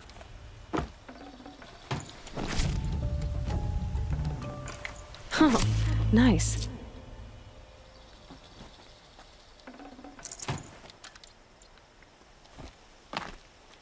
Okay, so the question is, we should probably go somewhere where Trader is.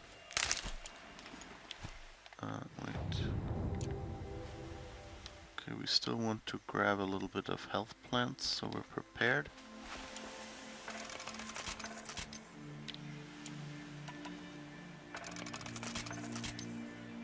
And let's see if everything... Oh wait, let's go... Because we probably have a whole lot of treasure boxes. So let's see what those will give us. Oh no, I didn't want to... Didn't want to actually drop them. I wanted to open them, and that's... Like sometimes it's hold this key, then it's hold that key. And you press the triangle to get everything in the boxes.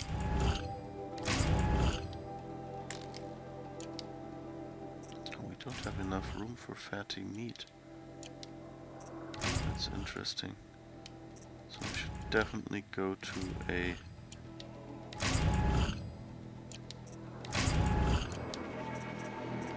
trader. All the fast travel packs I wished for when I had to craft them myself. Well, although I did occasionally get some, that's true.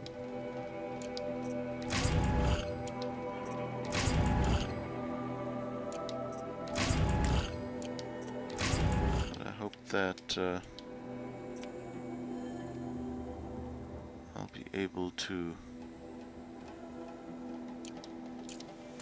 get some stuff. Not sure if I still need a turkey skin. I think I unlocked it. I probably should get some Should have brought a cart. fish skin. More fatty meat. Okay, but we need fatty meat to craft the health stuff, so we definitely need to drop a little bit from our inventory, even if just temporarily. Let's drop a bit of wood.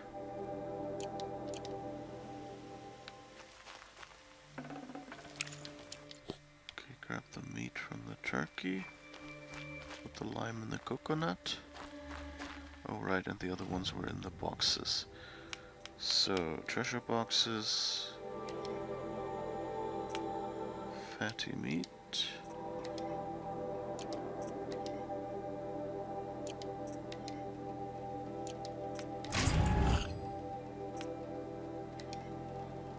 blaze, metal shards. Don't think we have a limit on metal shards. Let's get all the meat we can get. because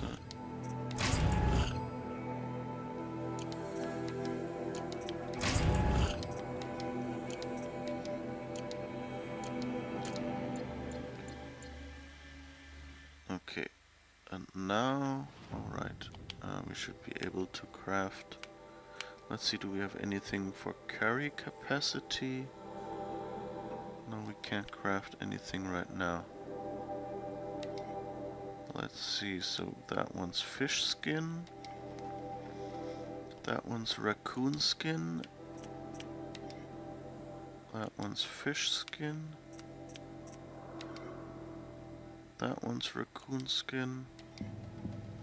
And that one's fish skin. So we definitely will be killing a lot more fish and raccoon going forward. Oh no, wait. And then I wanted to actually craft potions. Let's go with full health potion first, because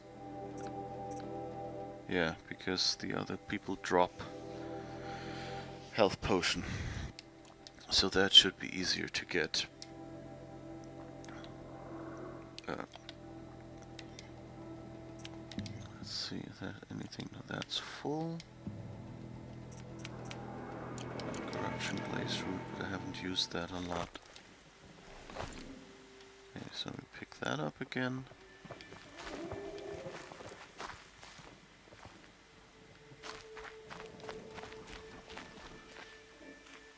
Oh.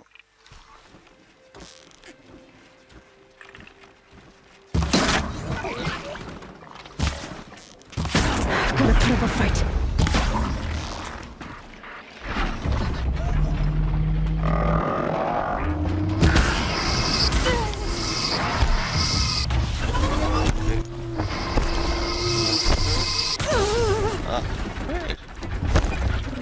Jumped out of the way. Well, I guess there were two of them. Didn't work.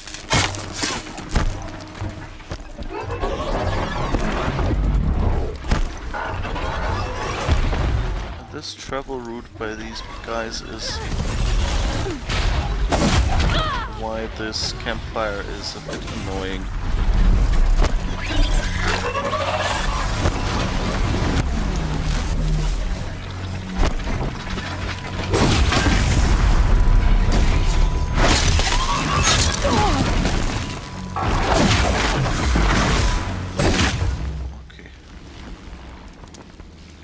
Got them all. Do you like them short? Do you like them tall? Do you like them dead? We've got them all. No, not quite the lyrics. Got too much already. Let's see if there's anything we can carry with us.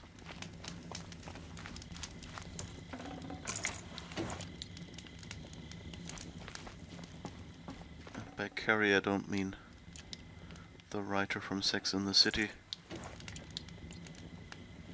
Okay, I guess we've collected as much as we can grab. So, quick save. Because boy are we amazing now. Okay, and now we gotta decide. So we gotta go back home soon. And there is someone who will trade over there. Where was the big city? Was it here? No, that's Blazon Arch. Okay, that's not really as cool.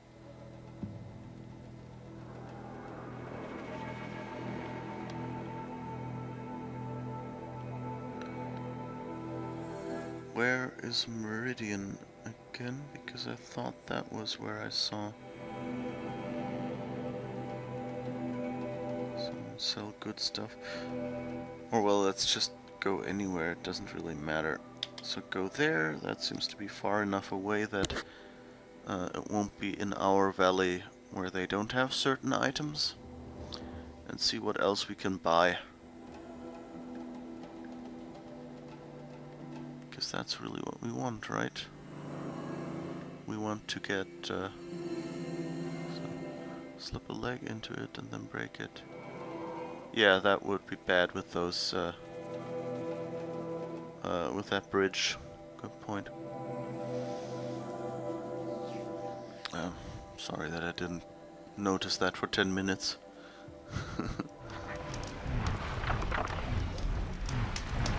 Who, me? Oh. I guess we're near some birds. Oh, they've seen me. Not good.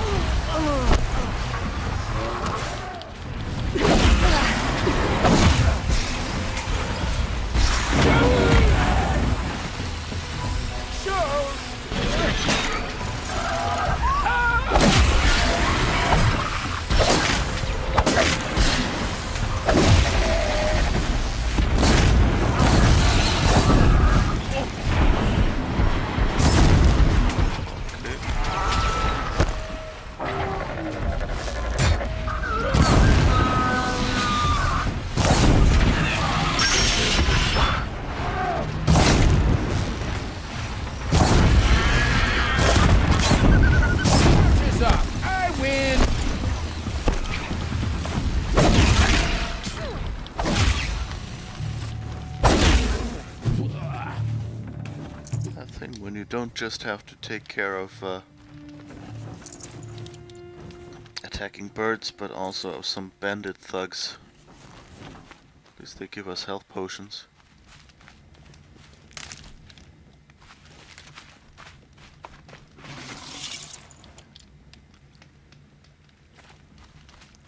Oh, we found a metal flower. What are Yay! you doing out here?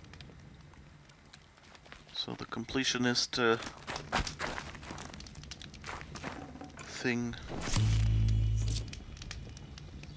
is advanced. Not that I'm probably gonna be very completionist, but who knows.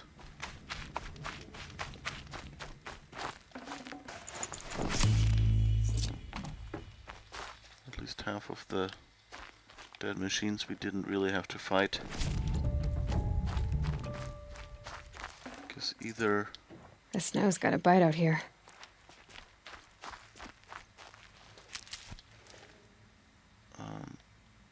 Okay, let's maybe refill a bit.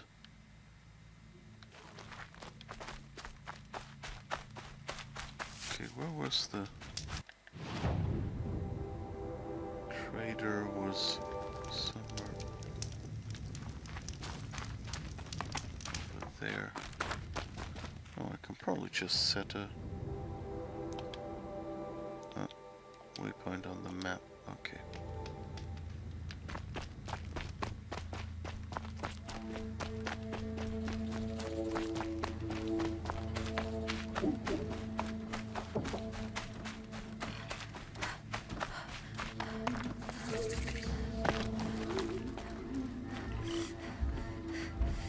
Oh, I hope they don't see me. Okay, so let's see, what do we want to get? Any weapons? The shadow sling I already have. Sharp shot bow. Does some sort of...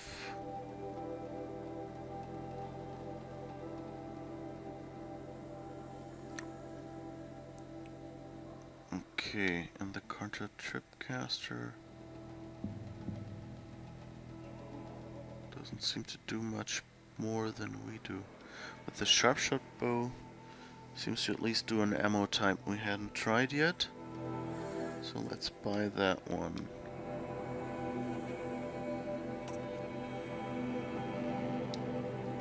Oh wait, but it's not actually purple. Okay, well, but we have one. Nora Protector Heavy, Nora Survivor Heavy. Want 40 Blaze. Good lord.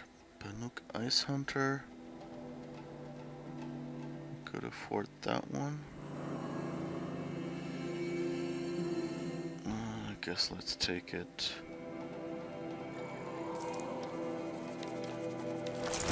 Just so we've done something with all this stuff that we have. Oh, and we can probably sell a bunch of fast travel packs and things. And we can probably buy antidote. So we're full.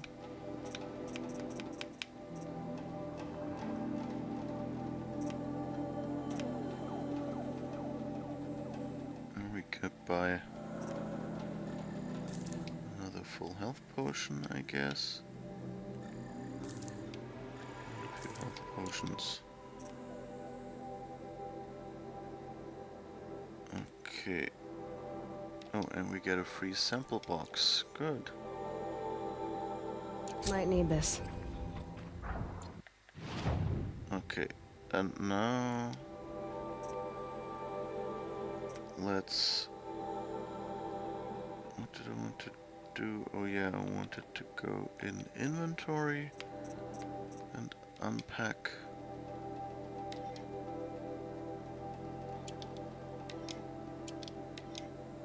A few more fast travel packs.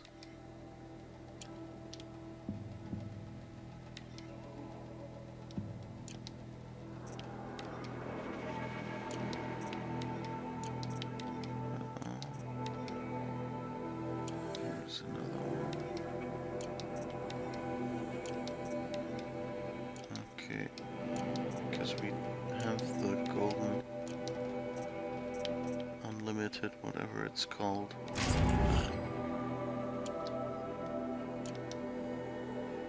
Fast travel pack, so we don't need those at all. And that means selling them totally makes sense.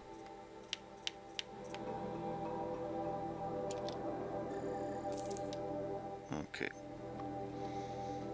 And then let's have a quick check for any items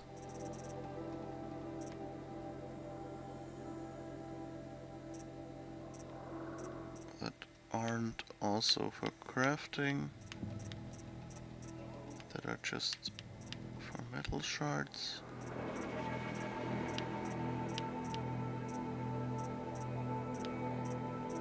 Because if we have those, we can sell them immediately.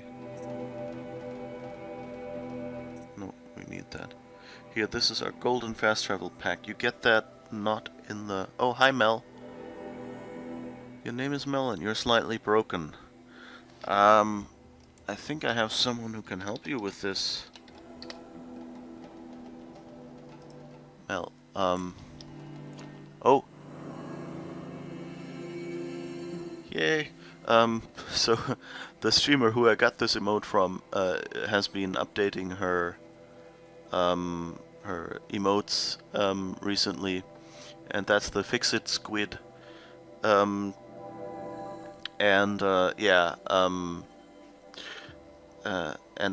is the first time I actually see the new version. Like, the old version looks pretty similar, so that's why I went, oh, hey. I was so surprised about the emote I used myself. Okay, here is something that's only sellable for metal shards.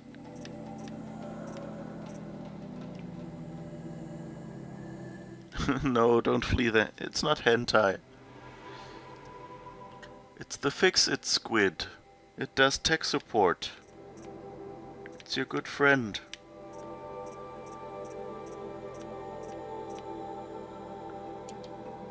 It's under the sea.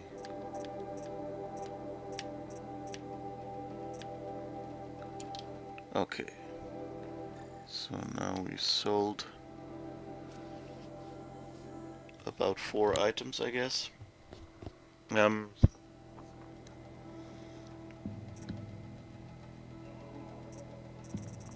So yeah, I'm wondering what of this I should sell. I'm not really sure right now. Because it all kind of seems like stuff that I might want to trade with someone for. So I guess I'll try to find the Karja city after all, and not just any old place. So that's home.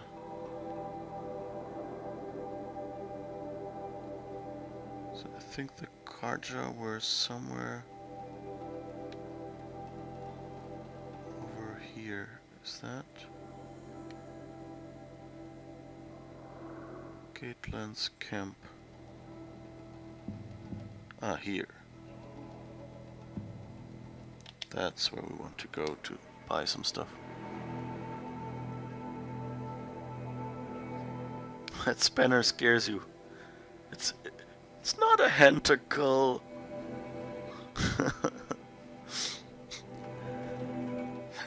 Hentacle. What a word.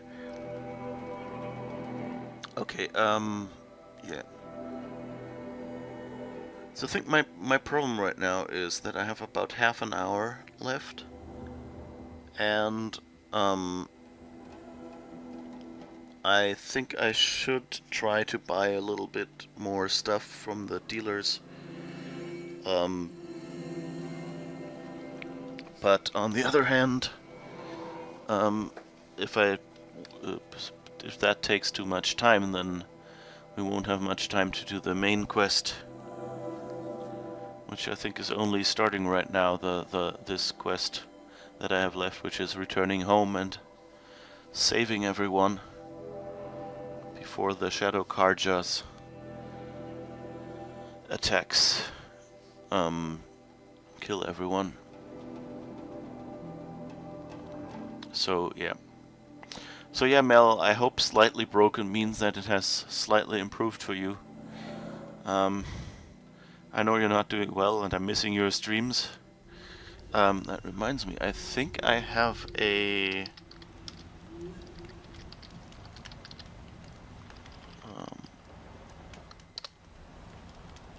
yes. So if you're interested in playing some fun little games, Mel is a very entertaining streamer who,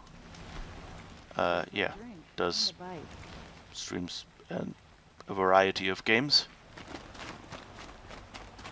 and who has, I think the technical term would be stick-to-itude. So, watch out for the Oseram merchants. They'll as soon cheat you as look at you. yeah, because, like, I've seen Mel play games in situations where I would have given up. Well, yes. I remember you. Did you find the vessels I seek? Let's yes. see Trade if we quickly. I have found work to any. I don't remember, but it will say. No, I don't think we have.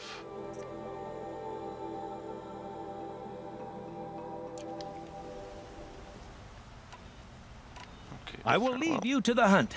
Be sure so to that delve was into the the ruins. metal vessels Perhaps your guy. travels have taken you through ancient ruins? Let us speak of it. Who are you? Come on. You have regular stuff, I guess. Shadow Blast Sling, Shadow Rattler, Shadow Warbow. Needs a Trampler Heart. But that would have corruption ammo. That's the one I really want. Do I have a Trampler Heart? Can I... Let's see if buyback...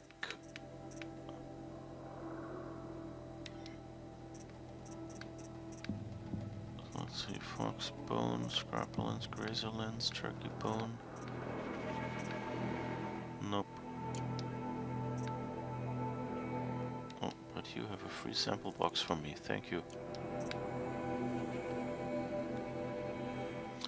Sadly, this game is smart enough that they do not, you know, like have you can't buy a trampler heart from this guy and then buy, you know, like a weapon that needs a trampler heart to go with it. Oh, we could probably get the spark worker heavy. Yeah, that looks good.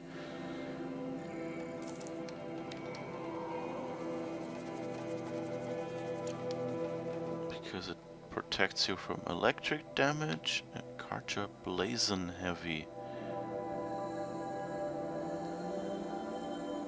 Protect from fire damage.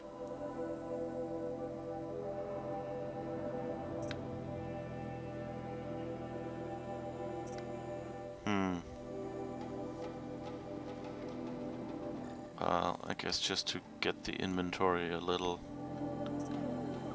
emptied.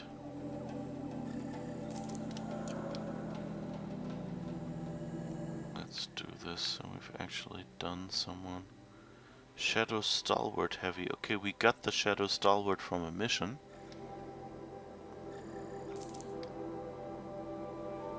So getting a better version is probably also not a bad idea.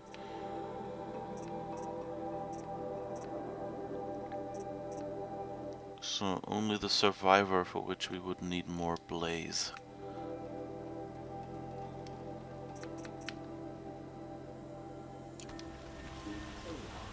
Okay. So I guess we've bought what we can. Let's see what the... Another fast travel pack.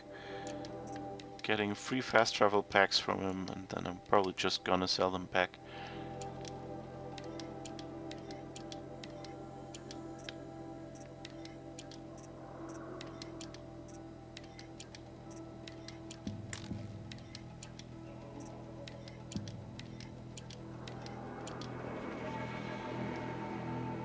Okay, so let's go and sell your fast travel pack back.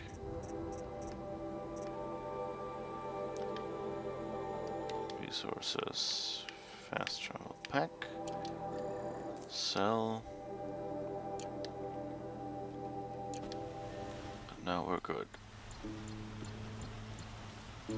Oh, I've equipped one of the armors already. Of the outfits, which, you know, with nothing equipped in it is probably not such a good idea. Bannock Ice Hunter. So let's see, in the Nora place, Karja Blazon Heavy.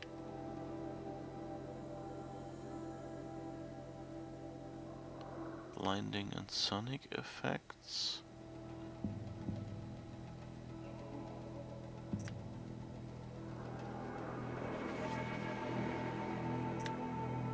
Wire threaded leather apron. Shock. Not sure if we want to wear any of those.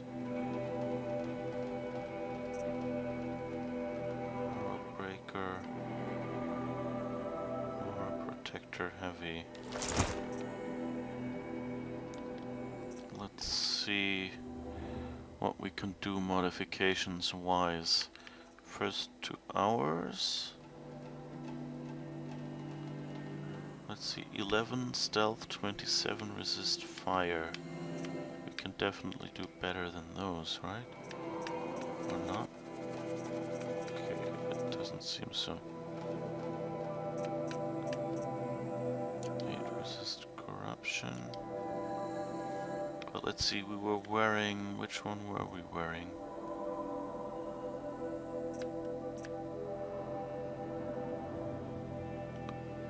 Sickness Eater has high corruption resistance. I think we'll unequip that one and put it on hours. Because I think that's something we'll be dealing with a lot. Okay.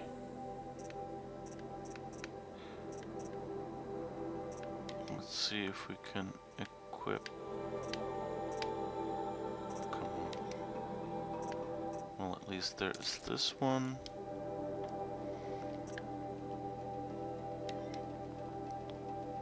Resist sharp, resist melee.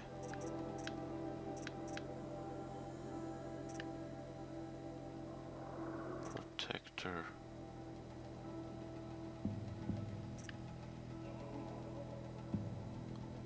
Okay, that is melee, corruption, and stealth. This one is melee. Melee 30. Okay, that's not that much more. 34 ice. 30 stealth. That's really stealthy. Which one do I want to wear, really? I think I'll stick with the regular, with the Nora Heavy for now. Okay, and now let's get to work. Go back home.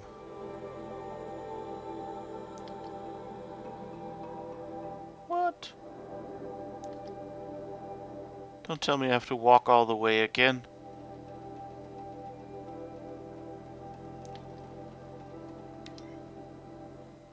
Okay.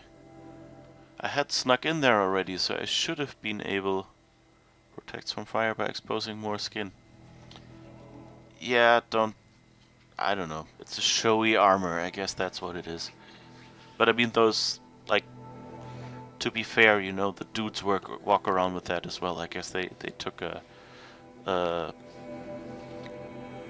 took a page from the Egyptian playbook.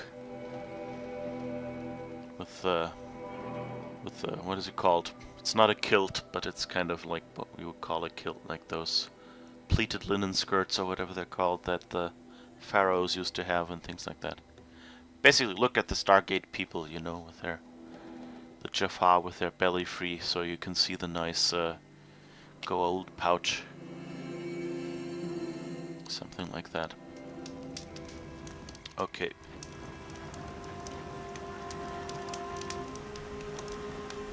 So let's see, where do we have to go?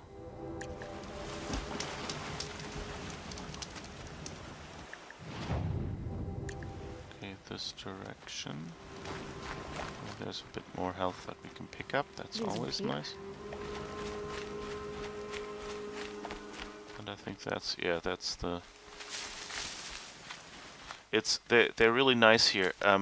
Like this is right in front of where the Nora are, so like where you grew up, and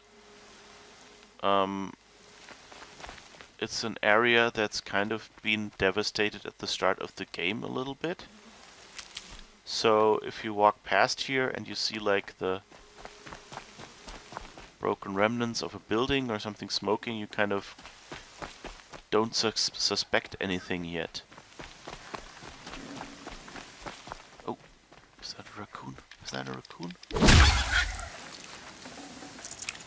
Fresh as it Yes, comes. but it only gave us meat.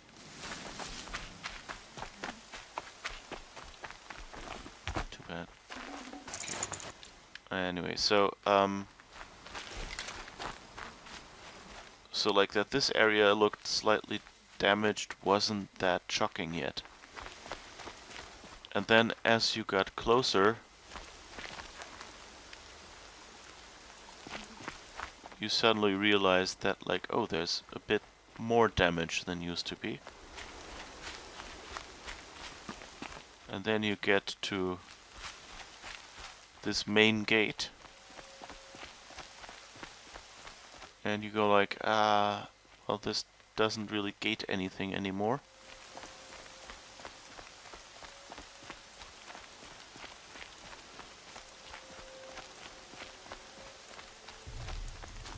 Actually, they seem to have repaired a few things since we were last here. Or what? Huh. That's interesting.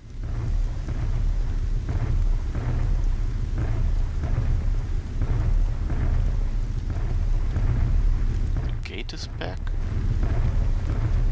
Oh, I think we can walk. Can we walk around the top? Because otherwise we have a problem, because I wouldn't know how to get in.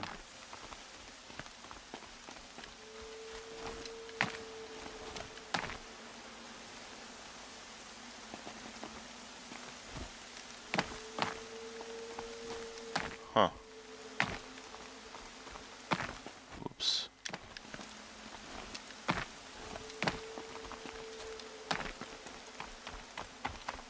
Yeah, I think we can walk up here. That's right. Okay, but here it already looks, yeah, not very good. As you see, a lot of burning stuff. But I'm surprised that the gate is back. I think the last time we arrived here, the gate was pretty much broken. Okay, let's see, but we can... Yeah, we can keep walking here, so that should be fine.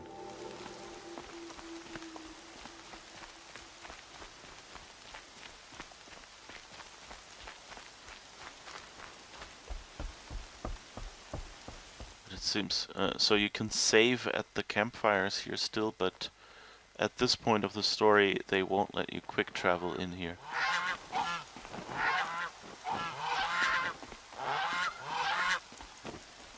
It's interesting. Do we want to risk rappelling down?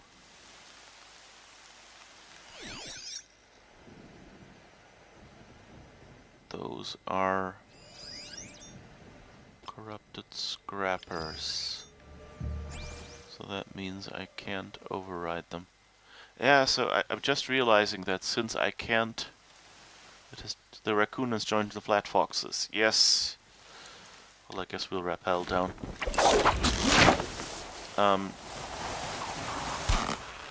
I just realized I went here to explicitly to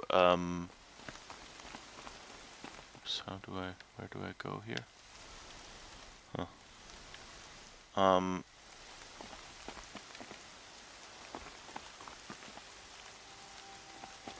Is there more rappelling down here? No, but we can walk here. Okay.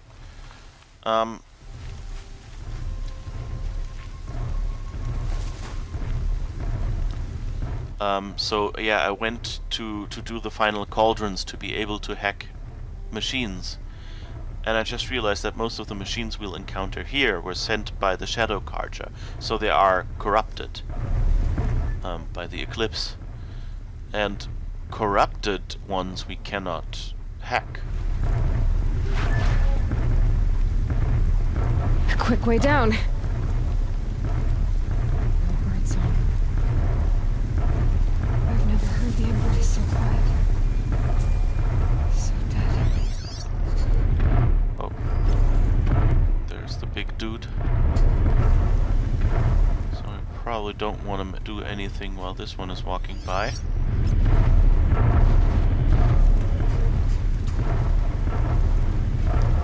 And yeah, that's a Deathbringer, like the huge machine we fought a couple of times with a lot of effort. So that's something I'll probably keep trying to stealth by as long as I can. I'm thinking if I should actually if it would buy me anything to wear the Karja outfit here. Like in another spot it said that would make me less conspicuous.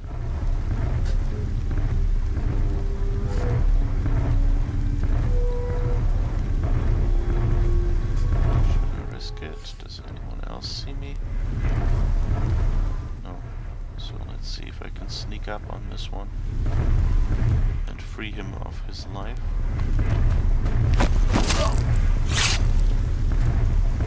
That worked well.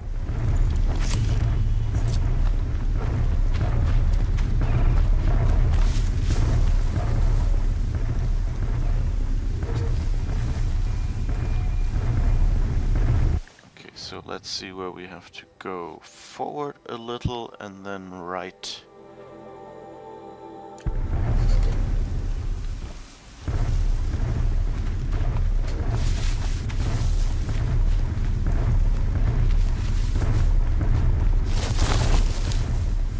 I'm not alone, am I?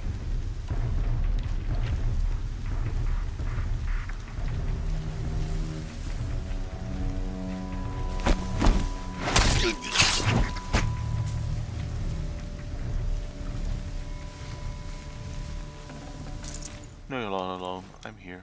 Don't worry. Oh. I'm low on health potions already. You weren't very helpful, sir. Maybe I'll find him on the way back or something and be happy. Okay, are we in the right... Yeah, general direction is right. So let's just head forward. Oh.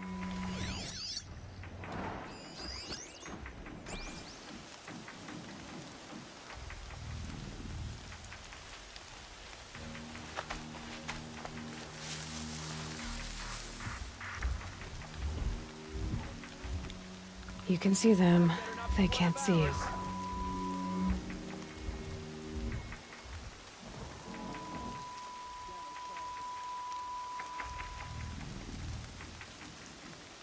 Oh, I think someone found the dead guy.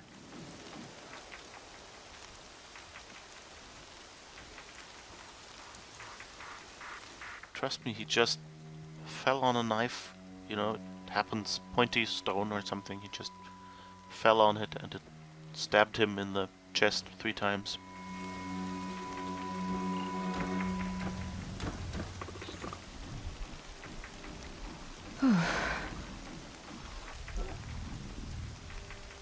Huh.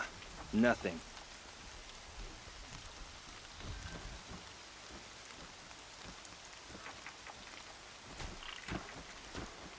Okay, there's another watcher. Tag you. There's another guy.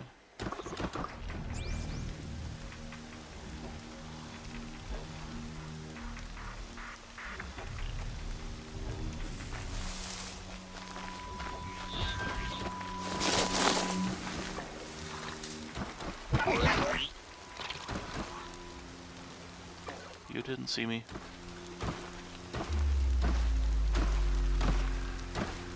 Oh crap, that's one of the birdies, I think.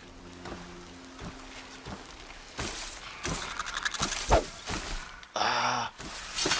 To push you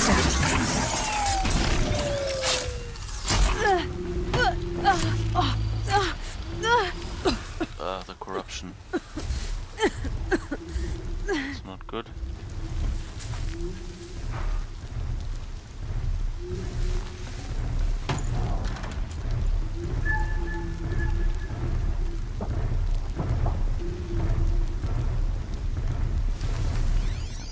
There's another one. What's your route? You're walking up and down there. Okay, I think we'll have to go... No, that way. I guess this way somewhere.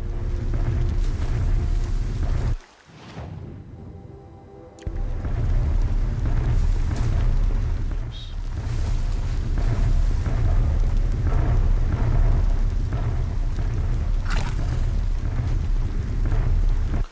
Do we have more corruption resistance, or did I dream equipping that in this outfit? Yeah. Interesting.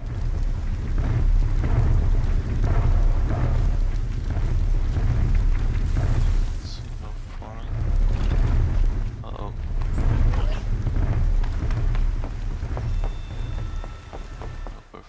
enough. Damn it, is there any spot where I can hide? I think there was another Deathbringer here. Oh, here's a hiding spot. Oops. Okay. Hopefully that will keep any interested parties off our track. You just ambush a bunch of flowers. Sure, yeah. I always ambush flowers, right? I might have pushed the button to hit the animal and somehow it hit the wrong thing. Like that guy in Italy that ran into a wedge of Parmesan 23 times, right? Yes, exactly like that one. Which way did they go, dead guy? Dead guy remains still. Oh no, he did not point. The killer is still here. Yeah, it's always a little weird, like how the how it works in these games with stealth when they find one of your victims, you know. It's always I think we walked past here. Yeah. So let's just do this little sneaky. So it's always a little funny when they find one of your victims and then just go like, well, George is dead, nothing to see here, and continue, you know. It's not like usually as soon as, oops. As soon as someone is dead,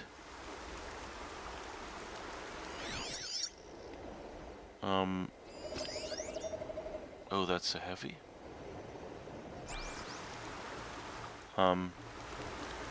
Usually you would start searching the area.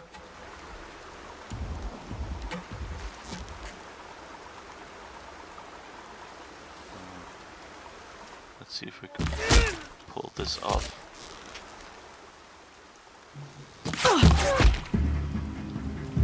Oh, close enough to stealthy. No. Maybe not stealthy. Damn it!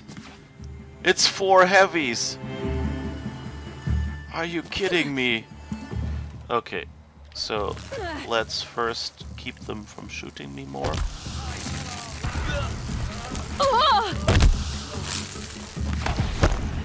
The sun can't save you now. We're down, but we're not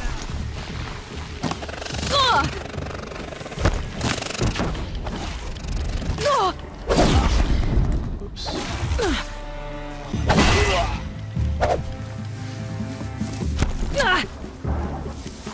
More! Don't let up now!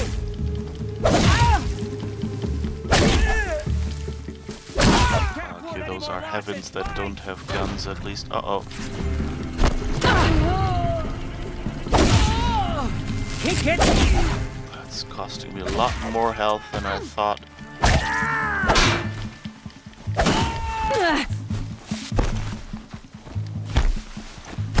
Try to run. I'm not trying to run, I'm trying to kill you. Uh-oh. I think they found me. Oh yeah.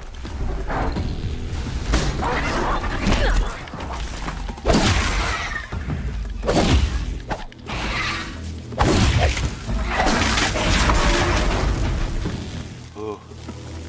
Thank God I leveled up this critical hit thing.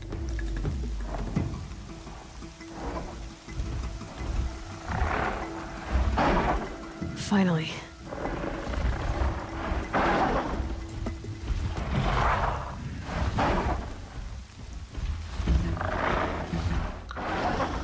Oh no. I hope they don't send anyone who has radar.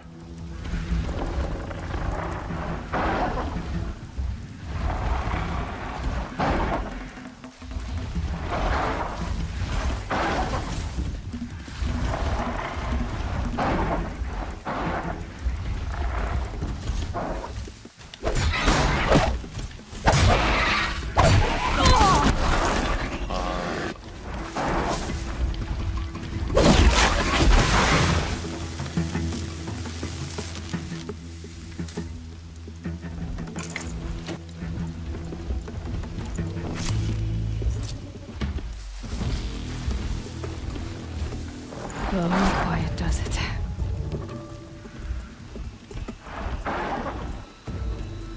Okay, I want to go over there. This guy will probably...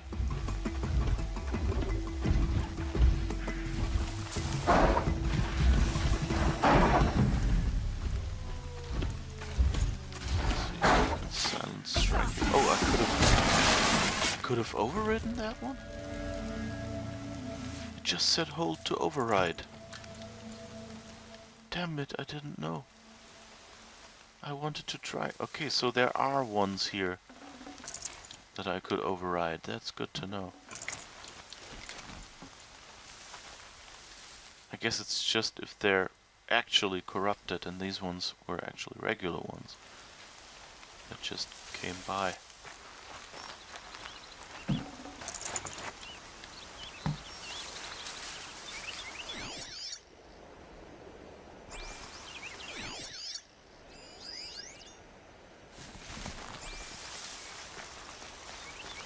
Guess there's a cultist thug somewhere that we shot. Waste not, want not.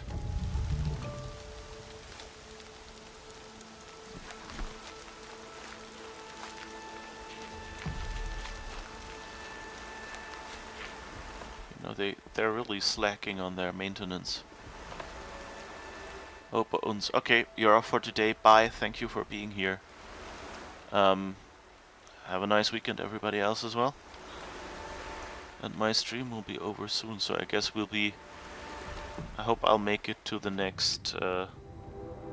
Yeah, so I'll make it where I was before I decided to take the side missions to finish the hacking abilities, which is here to the actual city gates.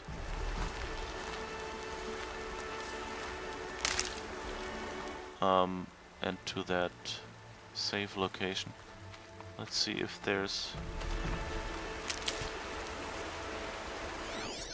any more medicine plants that we can collect on the way.